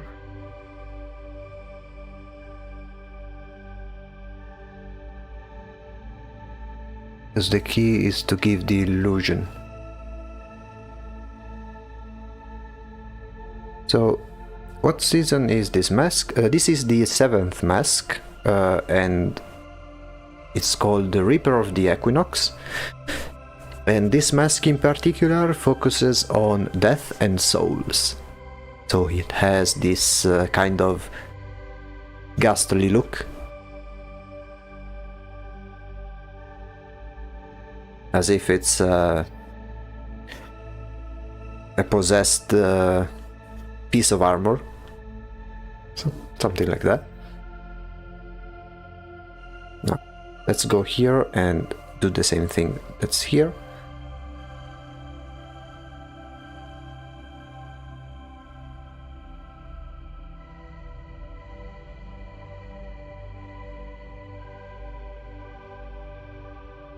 With maybe some very, very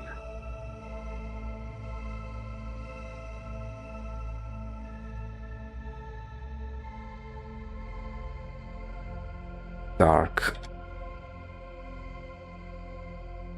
shadows over here.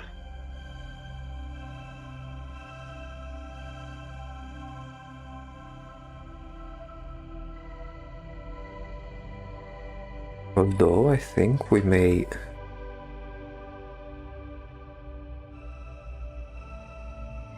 warp this a little bit more.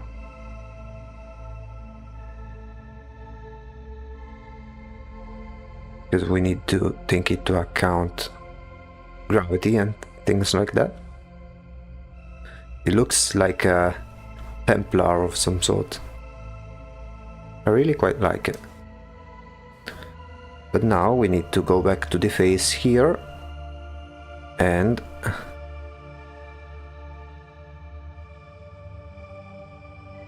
add the shadows where necessary.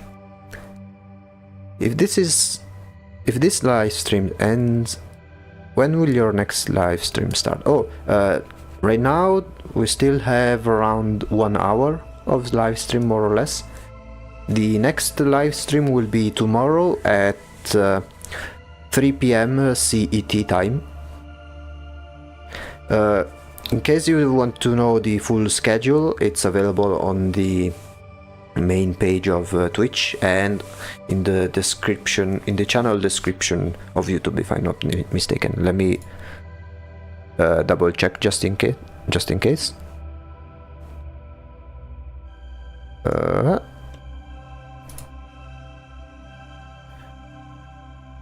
Yeah, if you check the main page, the main YouTube page in the description, there is the entire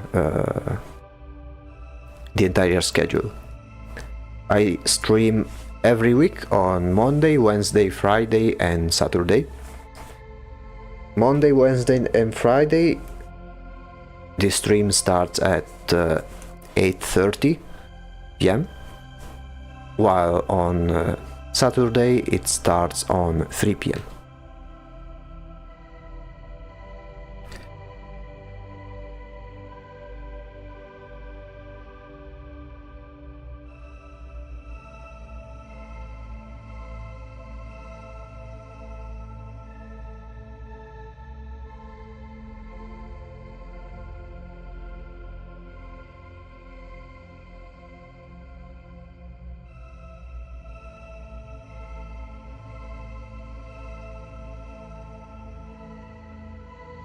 Oops. Okay.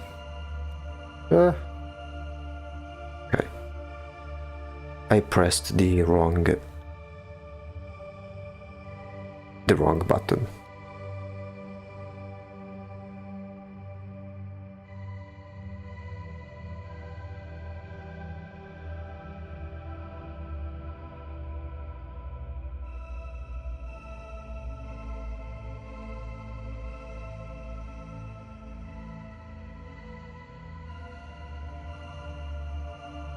This mask kinda looks like the monarch from Solo Leveling. I'm not familiar with that. Is it a game? Or is it a TV series or...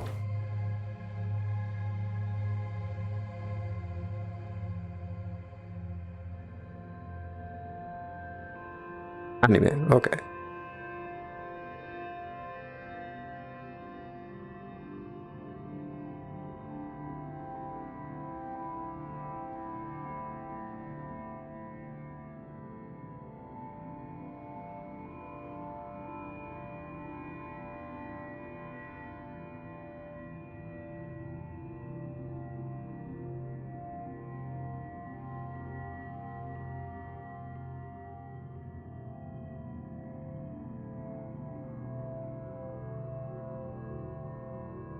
Okay, let me try and work a bit more on the crown over here.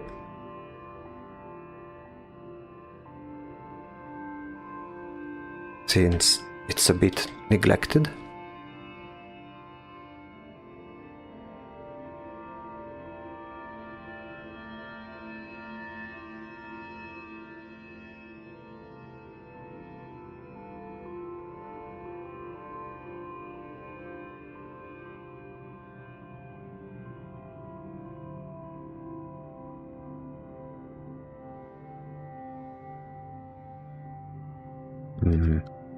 Yeah, let me make a copy of it.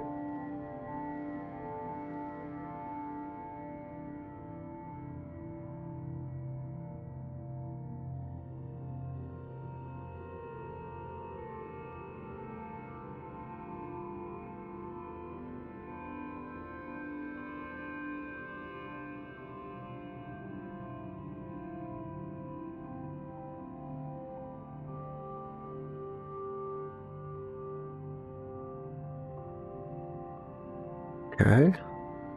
I'm adding some highlights which I will fix later in a bit. So,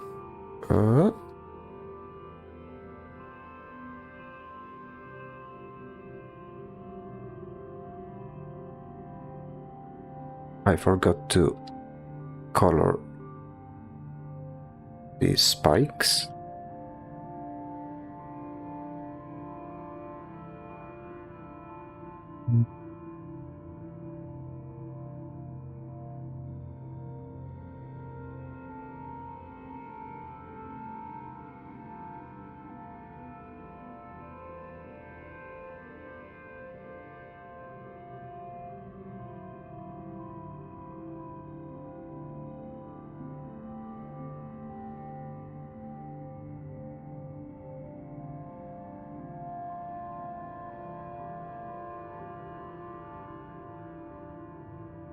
Okay.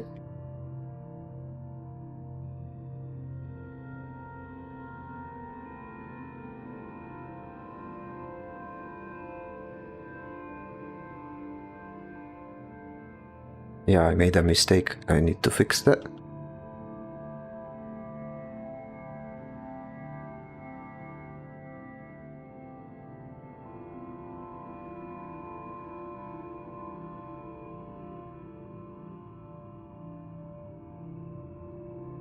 There we go.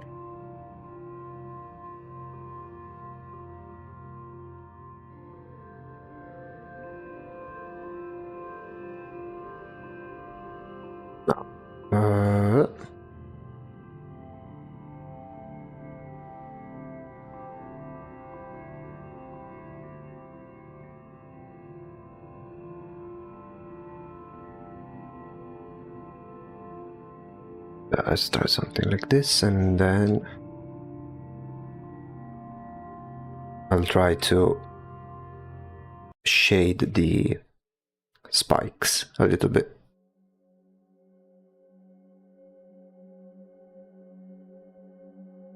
See what works, see what doesn't.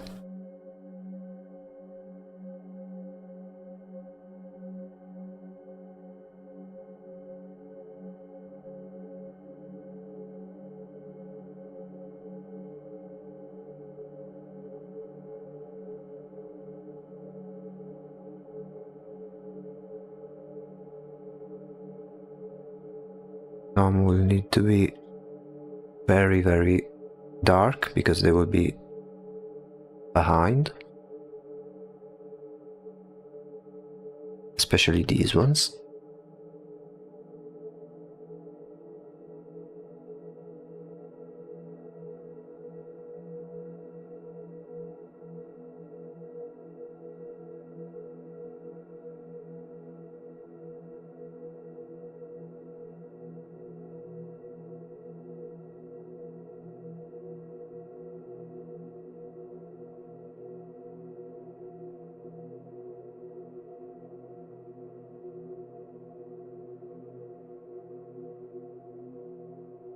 Okay, yeah, it's starting to look a bit nicer, although we need to fix them a bit later on when we'll add more details and stuff.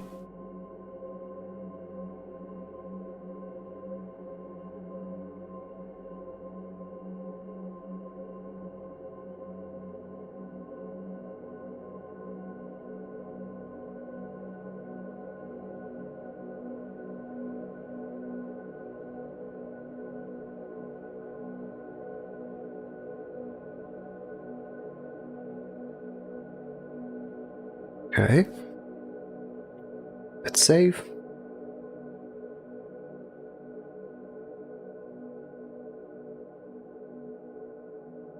And now let's try to see, because I see here that the shadows are more clear, the shading overall. So I think we need to be a bit more harsh with certain shadows.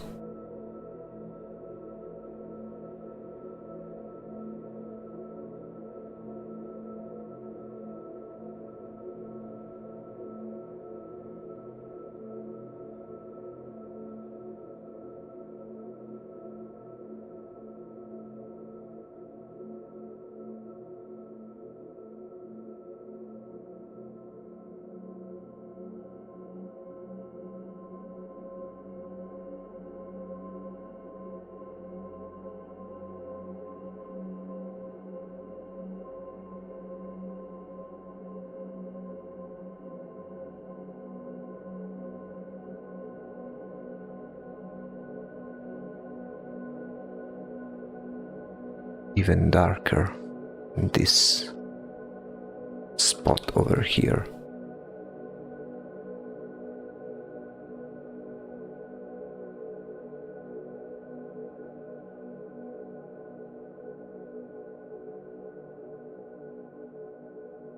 Although I noticed that the eyes are a bit too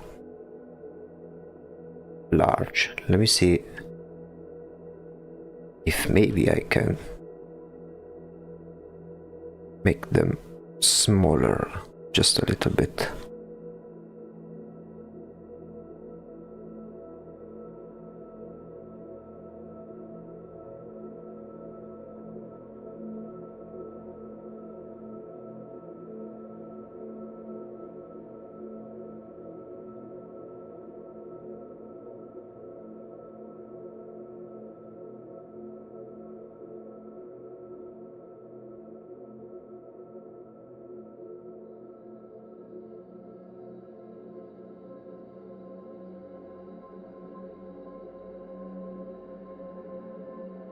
And then maybe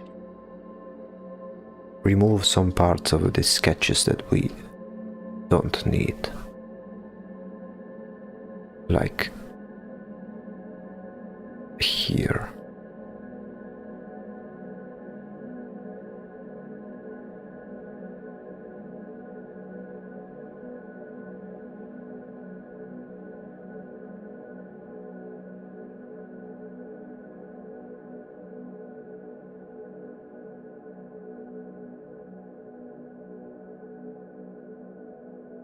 Because here now we'll add some depth to these crevices.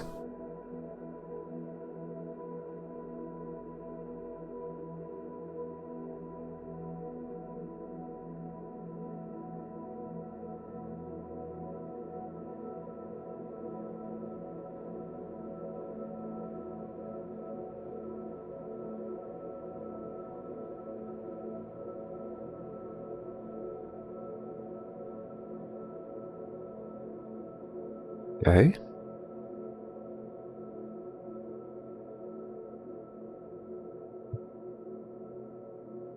I think we can improve the lighting that's below.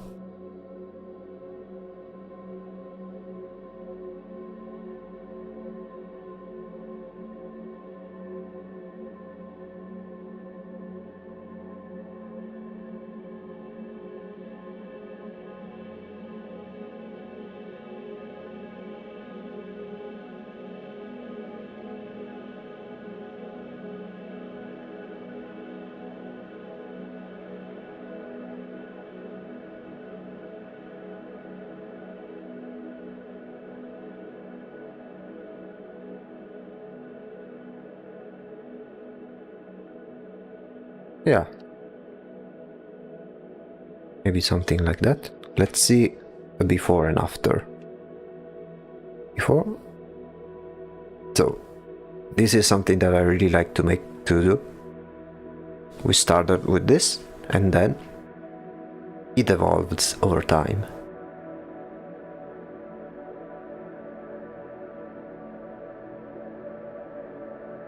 Which is why I like to keep all the layers. It allows you to see the progress you've made. It can be a big morality boost.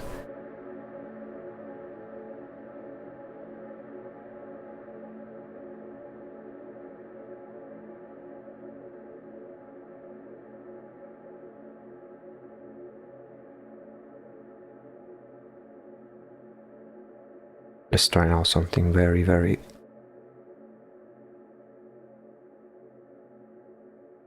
dark. Maybe change some things over here.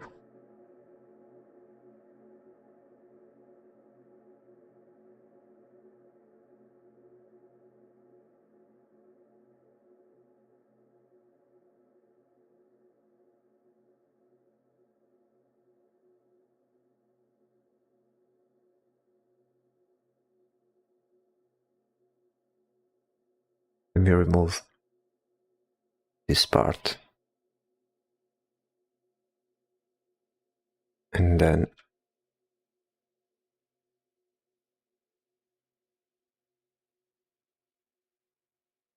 make the chin from here.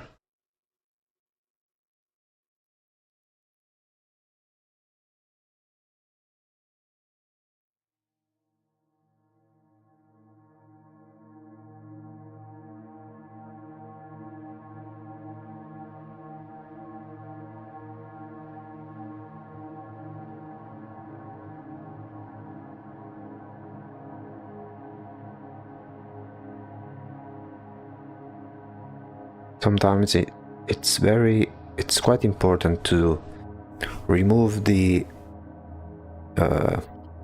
sketch when it's no longer necessary. Once you have established the edges through color, you can safely get rid of the sketch. Let's see if this is the case. Okay, I think it can be done with more.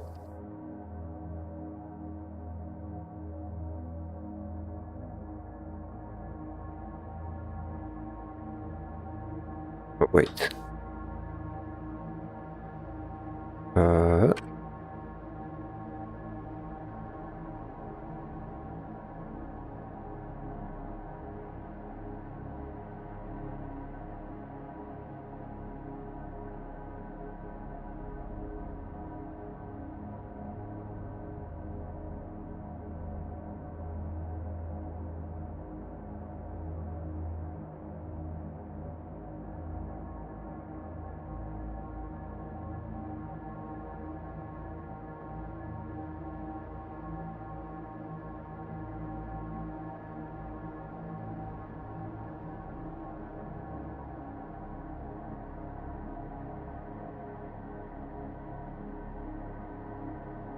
Oh yeah, we also need to do this.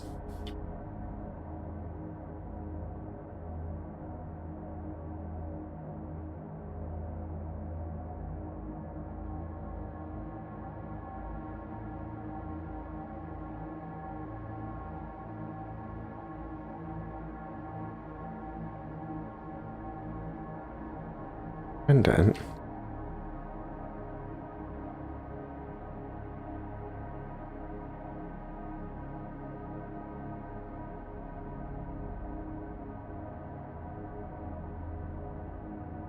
maybe with a rougher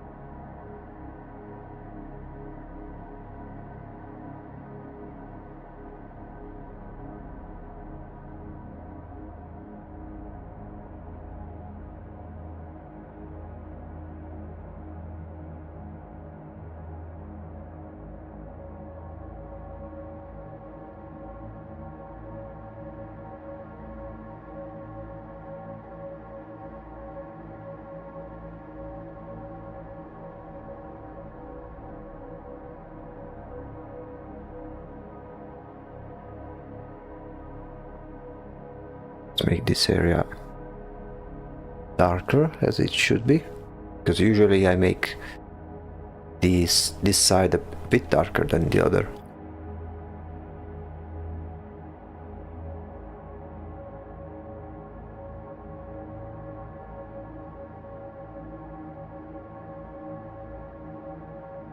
Then we'll add the light from coming from the eyes later.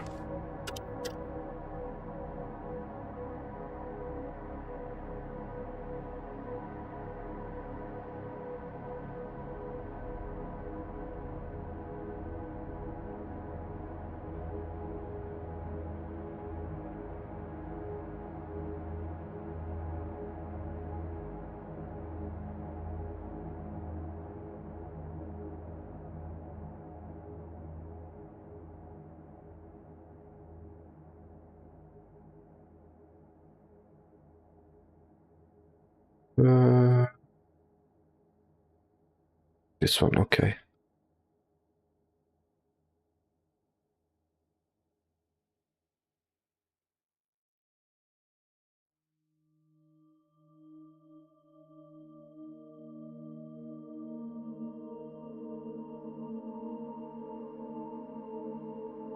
Yeah, I think I need to...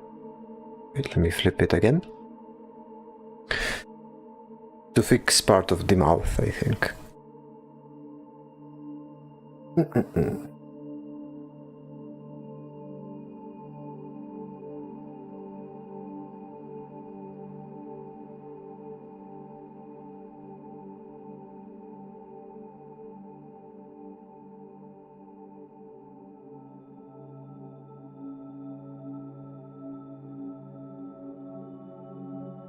Yep, I think we need to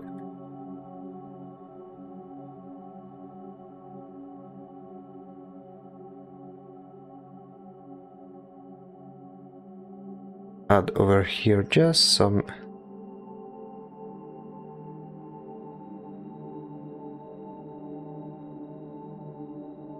more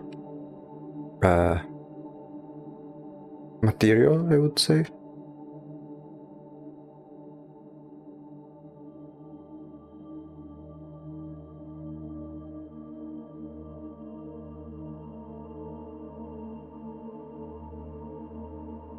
And then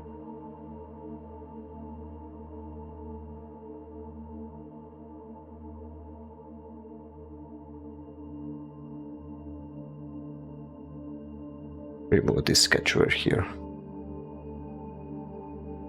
Yeah, much better.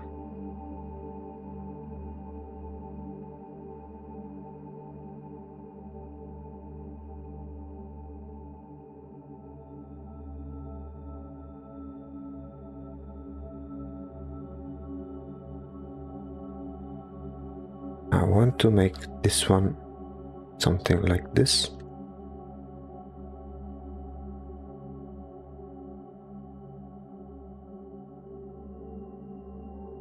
Yeah, I think with this one the progress is very, very fast, even in this one. It's a lot of fun doing this.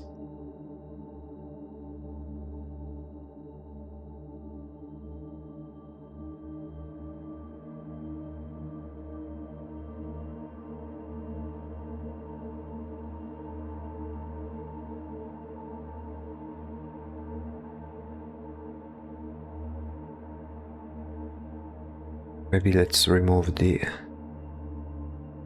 part over here, and then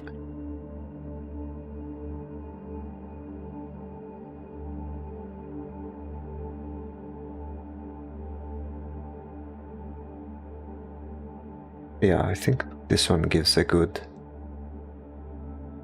helmet vibes.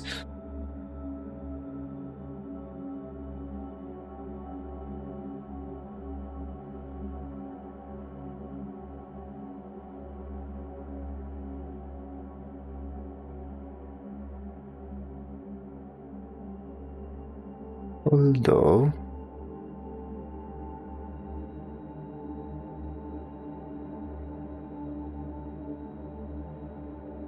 let me see if I can slightly change the mouth once again.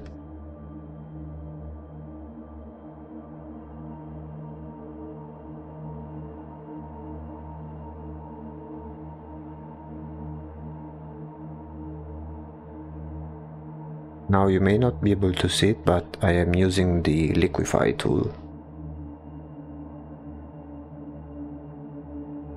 which is a very useful tool that will allow you to change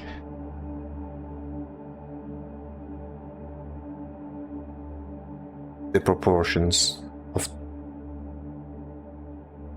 without having to erase anything.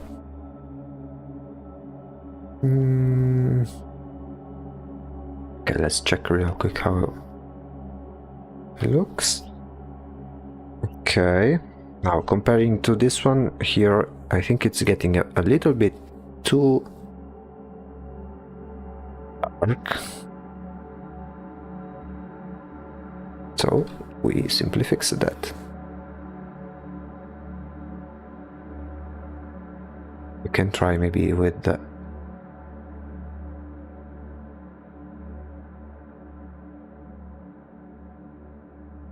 with some light coming from the eyes.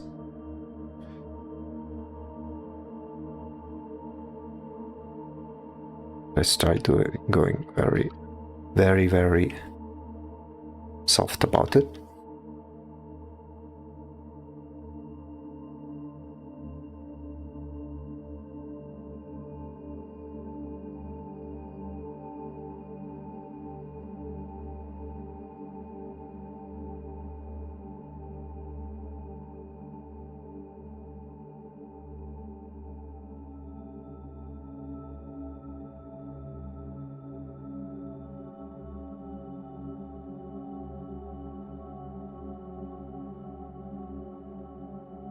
Okay,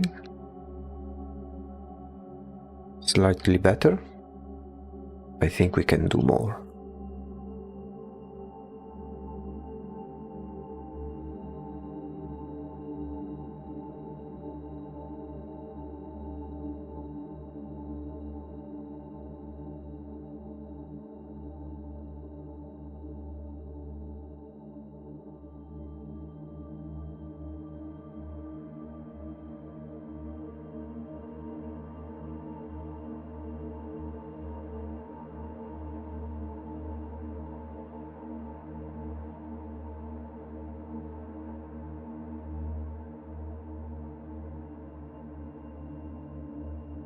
Maybe over here, change something.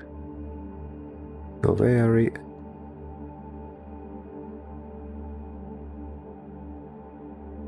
light about it.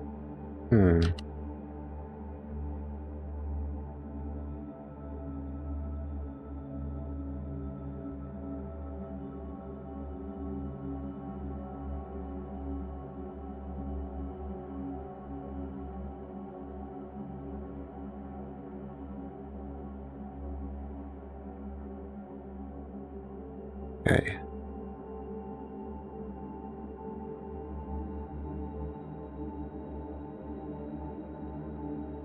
I want to try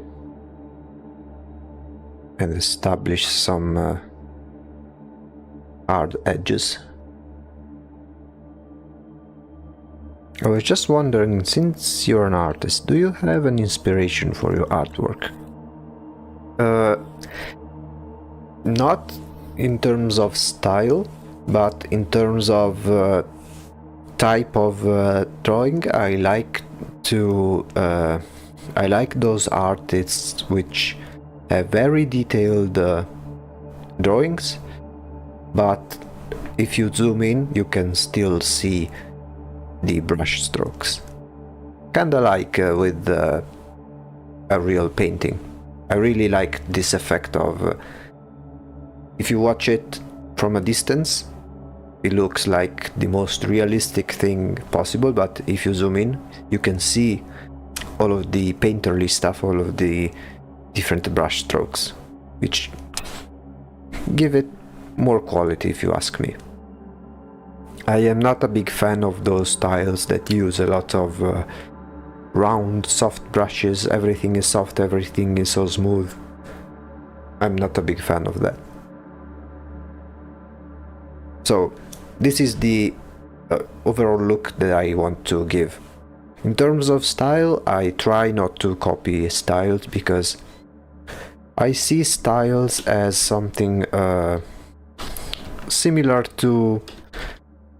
I don't think it's something you need to constantly look for, unless you want to go for a very specific style.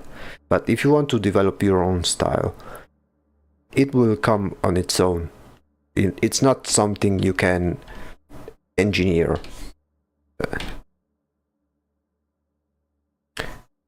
It's something that comes naturally, like your own signature, for example. It's not something you can... I mean, you can have some control over it, but more often than not, it's something that comes naturally.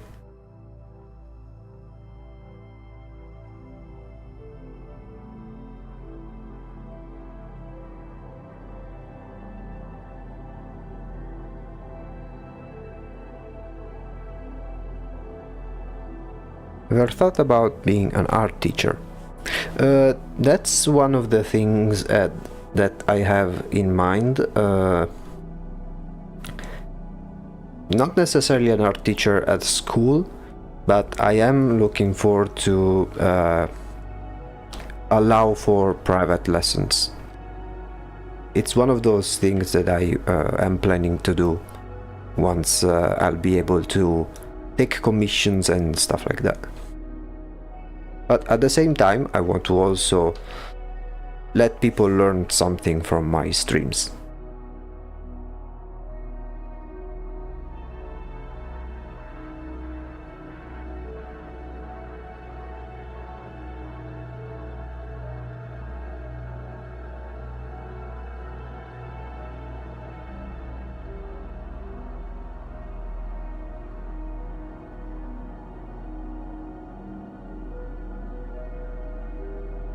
Let's say that once I'll take commissions, another form of income may be private art lessons.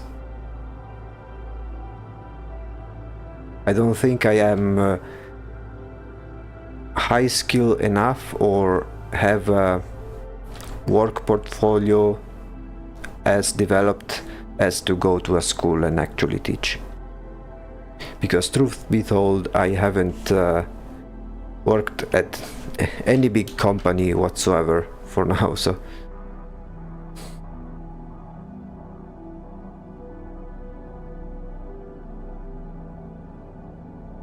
even if I wanted to, I don't think I would be taken into consideration.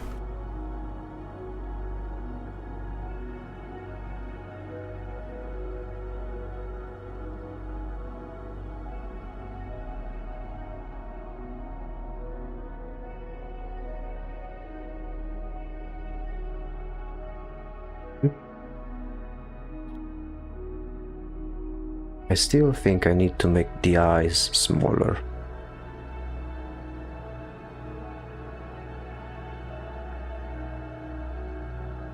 So let me try to fix just that.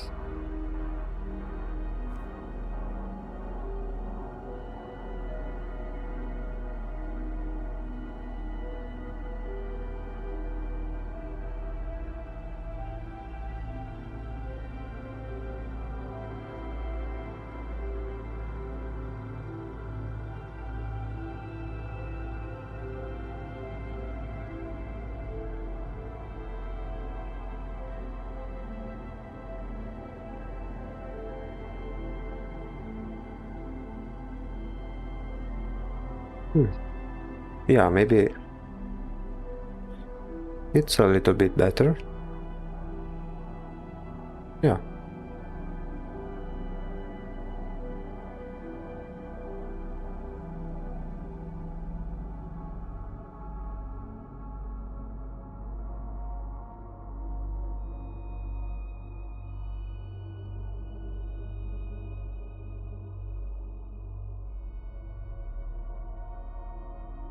Another thing I want to, once I'll be able to earn money, because now I need to figure out some tax stuff, but it won't be long. Another thing I'm planning to do is, you know, those websites in which artists can have their own art available as a poster or something like that. So I want to do something similar. So as I make art, I want to make it available for people to purchase and have available as a drawing to hang on their wall. I think that can be a pretty neat thing.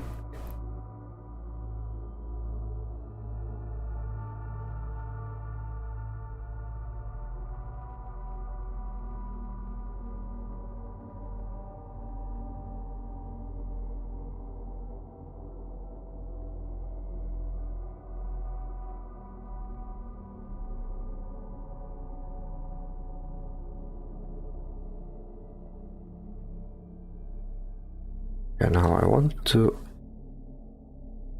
Okay.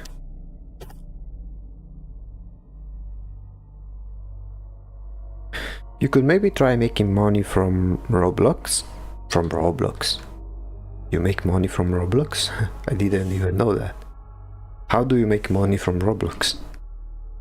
Isn't that like the... Isn't like that like a video game for kids?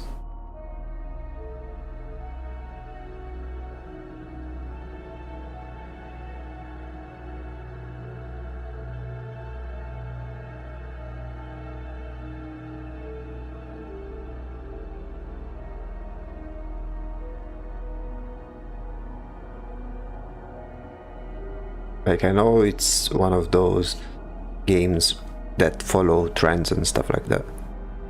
Convert the in-game money to actual currency. I mean, but like, what do you need to do in order to earn money in Roblox?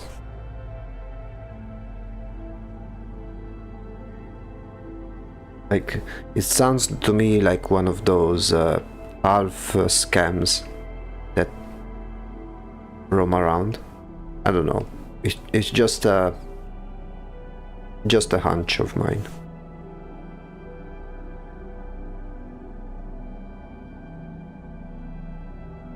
Okay, yeah, no problem.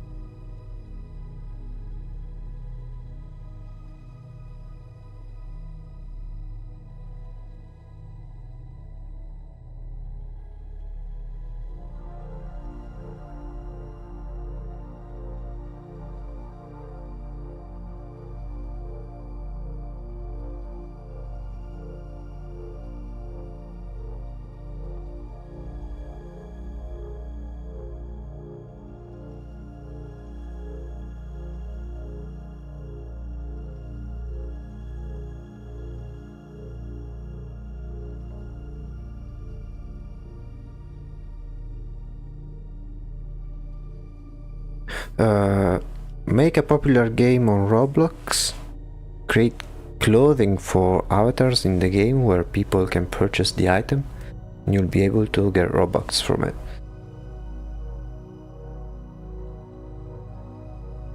I don't know. I'm not really sure. I mean, I don't know how much you would earn from Roblox, but I have a gut feeling it's one of those things where you earn very little compared to the effort needed. Plus, in terms of all games, I'm not a game developer, so I had no idea how to code for games and stuff like that.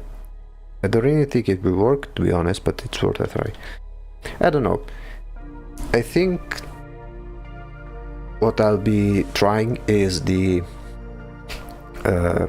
websites like Displate, or I've been given a couple of examples which I don't remember the name now, but those websites that sell posters and stuff, I think those will be very useful, because it would allow me to make my art, and if someone likes it, they can purchase it, no problem. And then I'll earn through commissions, and those commissions, if the person is okay with it, I'll probably stream them, like stream the commissions I've been given. I think that can be a good avenue.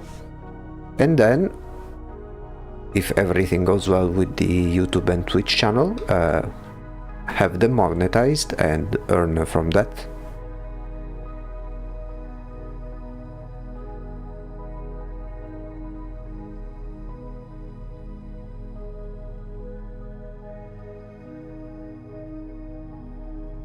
Although for the monetization of the Twitch and YouTube channel, I'll need to it will take a while, let's say.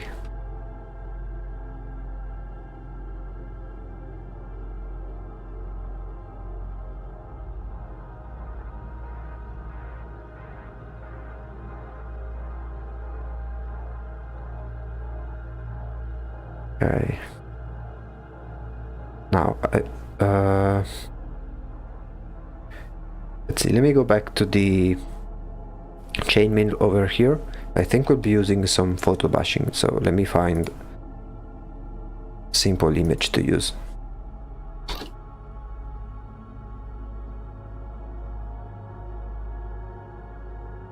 Something like... I found already some neat examples.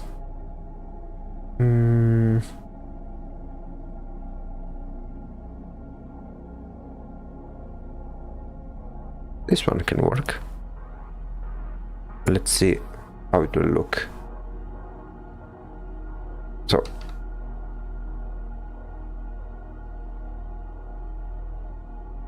we have this image here.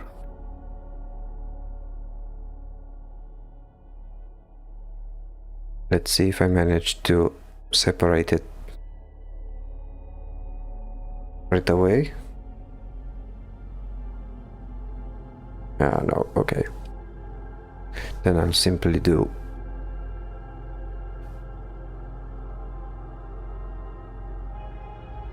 this one here.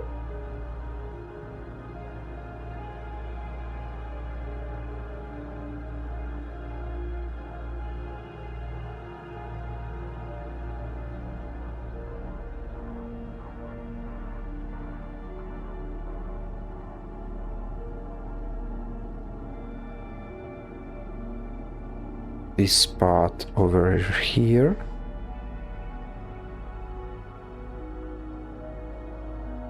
And then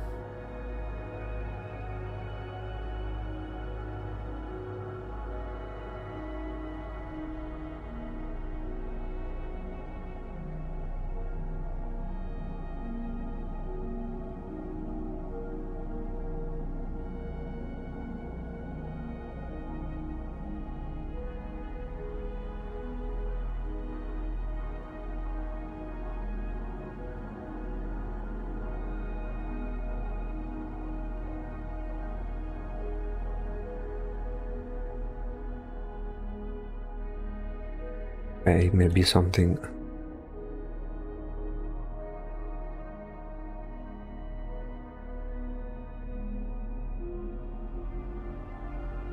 like this, maybe some overlay. Let's not make it as harsh.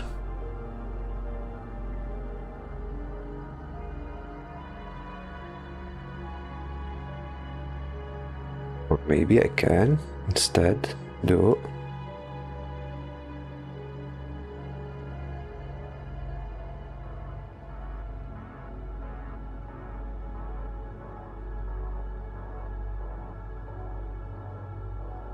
the opposite. Nah, okay.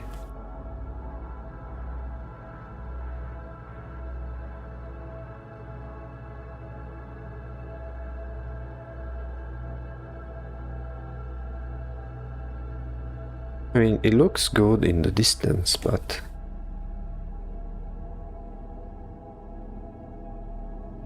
and for this one we will place it on the other.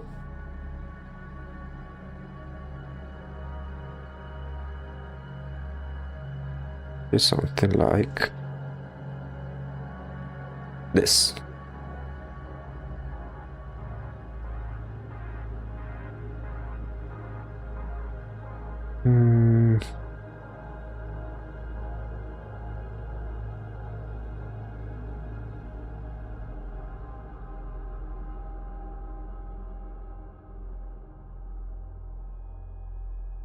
I think I still need to change some things about the face over here.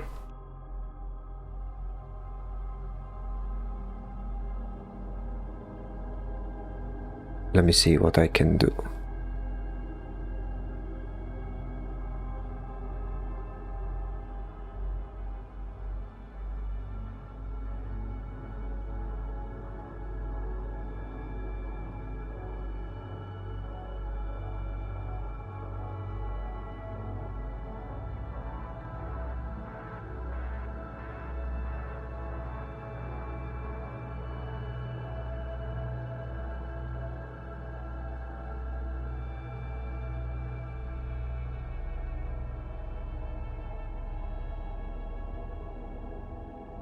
Let's try and change some proportions once again.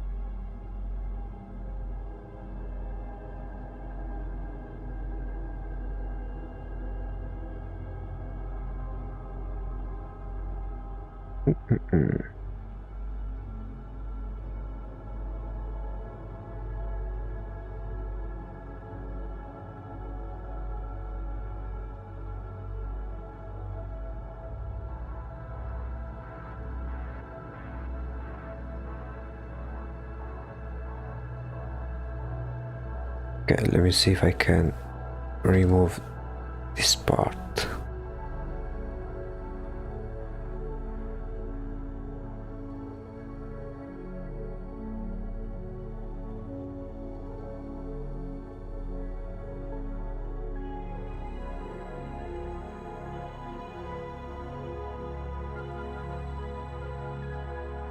And then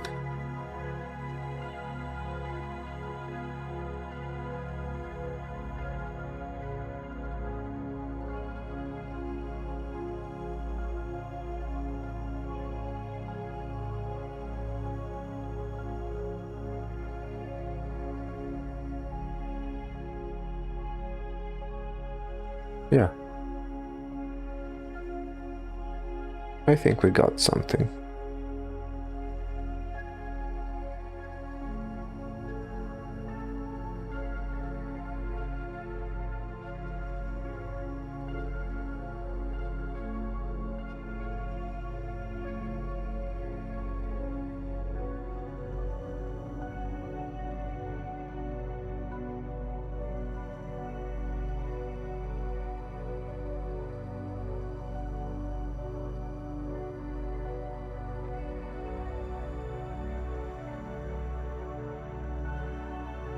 Although I could try.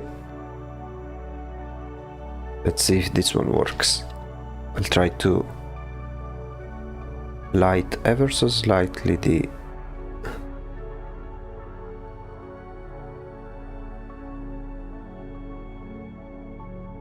interior of the eyes.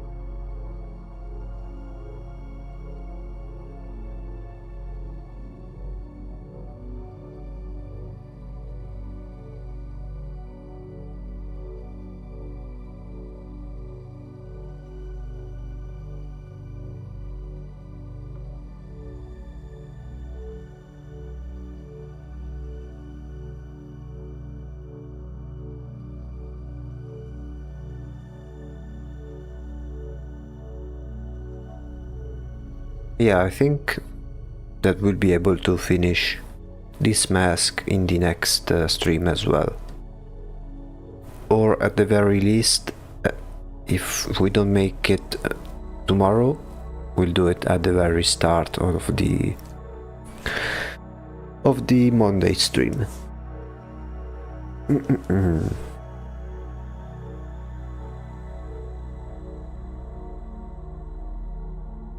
Let's rotate the image.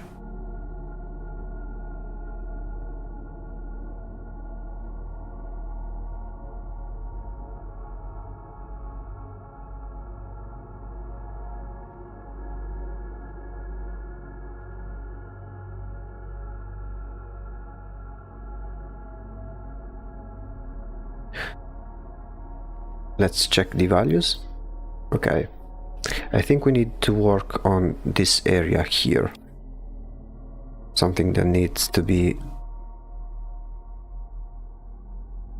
more clear on its values.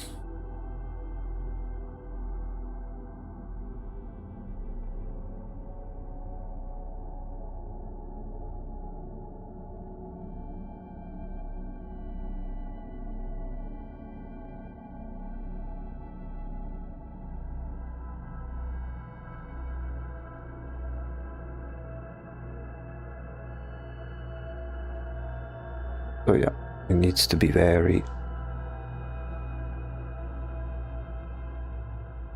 dark, almost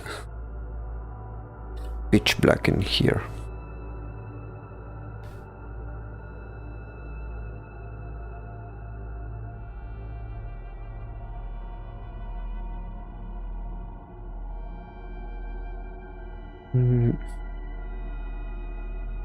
And that's all fine and dandy, but here I think we also need to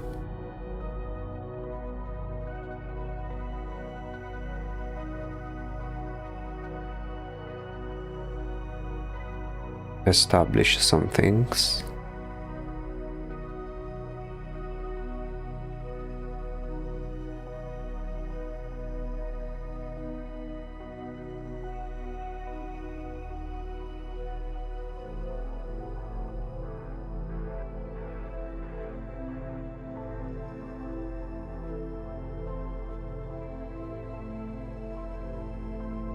This part needs to be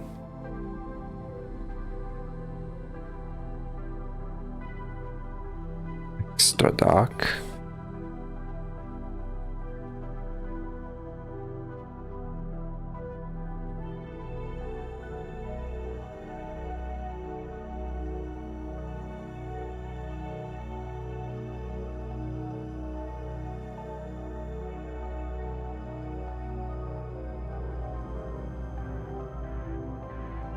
Oops. Okay. And now we'll try to fix this part over here, which is a bit messy.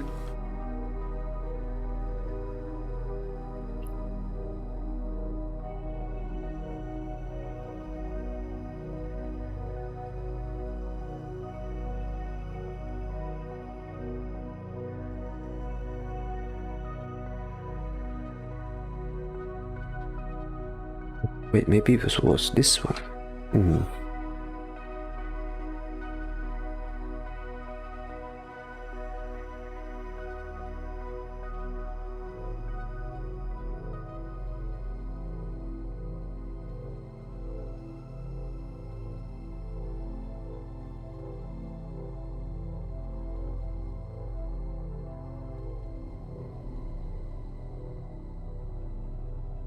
Yeah, I think this one was the correct brush for the chains, I think.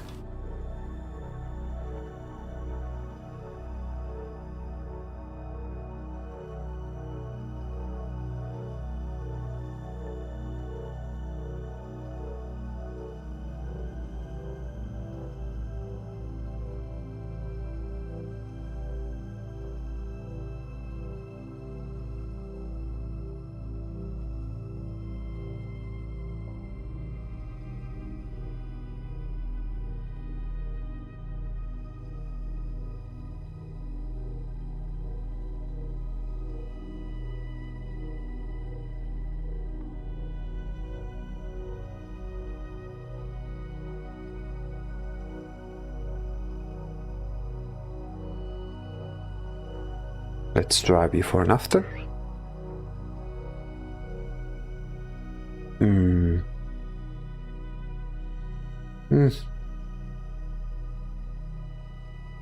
More or less.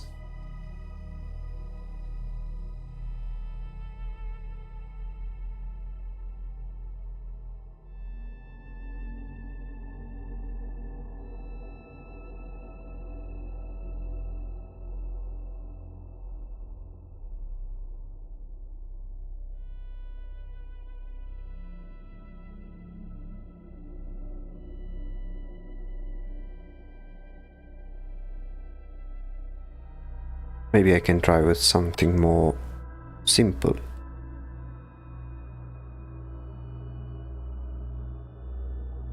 Maybe simple.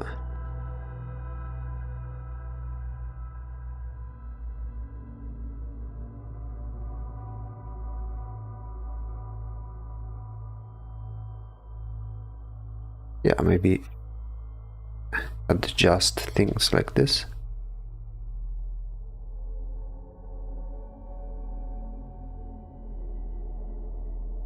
I don't know, I'm just trying to see what might work here.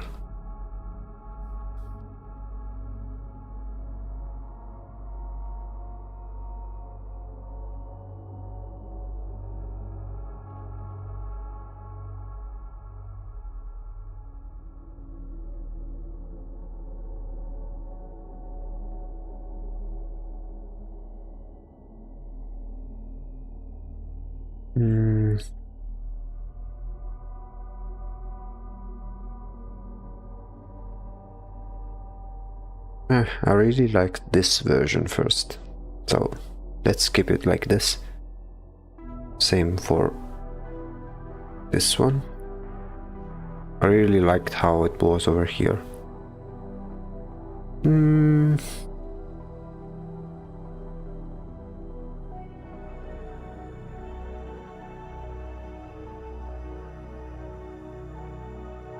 Well, maybe I can change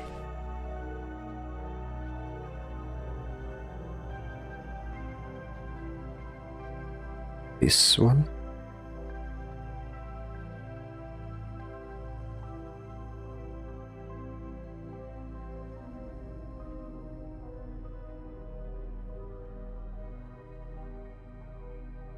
Okay, I think the progress has been so far very very fast, very nice. Despite the complexity, it's basically almost done already, for real, because these other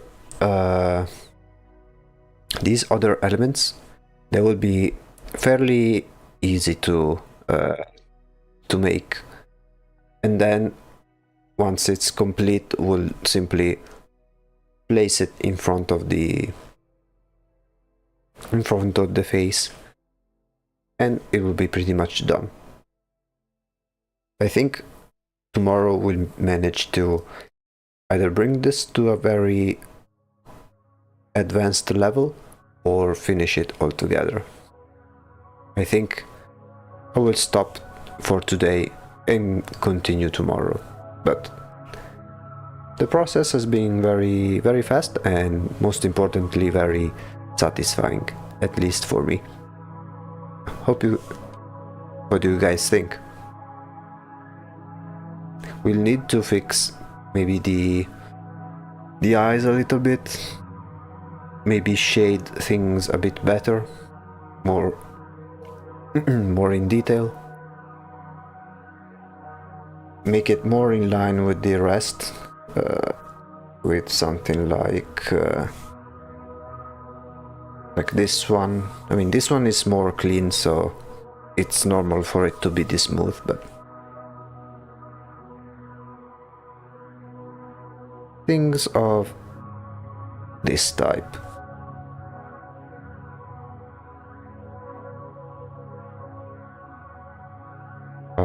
Yeah. Let me just...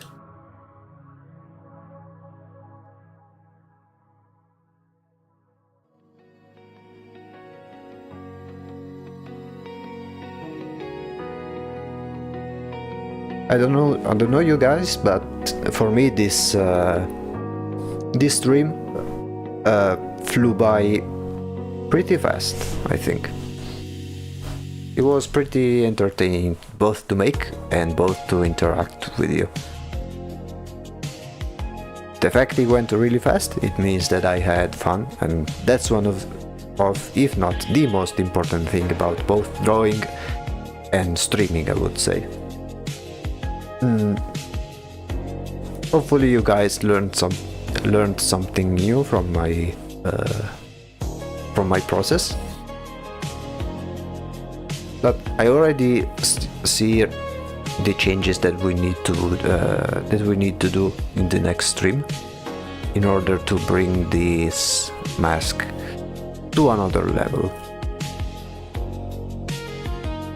And then after this one, I will need to ask you guys, I'll ask also in the Discord where there are the other people working on the project, if I should make the 8th mask right away or go directly and make the final art for the god.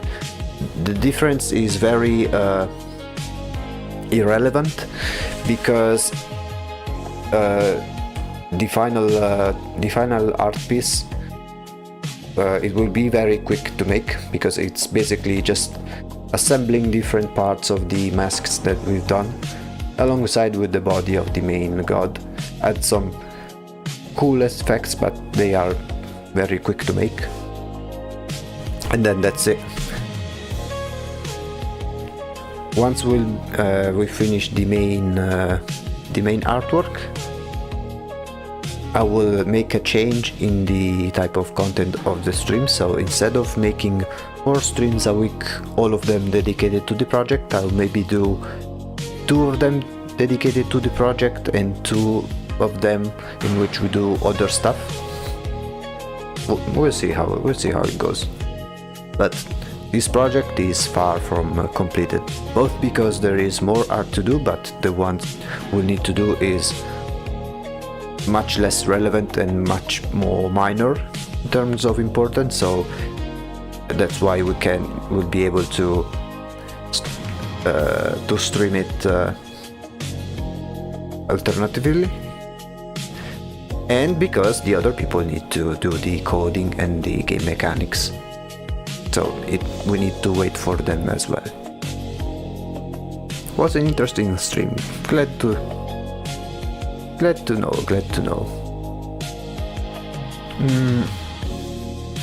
Well, what else can I say? Let's hope this mask in particular will reach the same level of quality as the other ones. I am pretty confident, especially given the progress we've made so far. But as always, we'll see how it works. What can I say? Tomorrow, for those who are new, this stream will be at 3 PM CET time. If you want to be 100% sure on when the stream starts, you go to the description page of my Twitch channel, which has a countdown which tells you when the next stream is going to happen. So if you want a foolproof timer, you check that out so you can know exactly when I'm going to be live.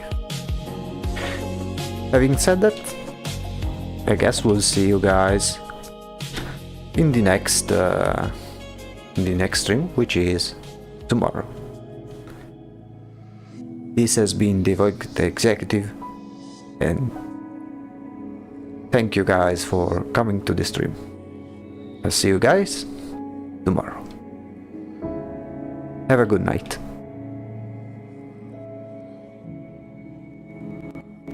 Ah, wait.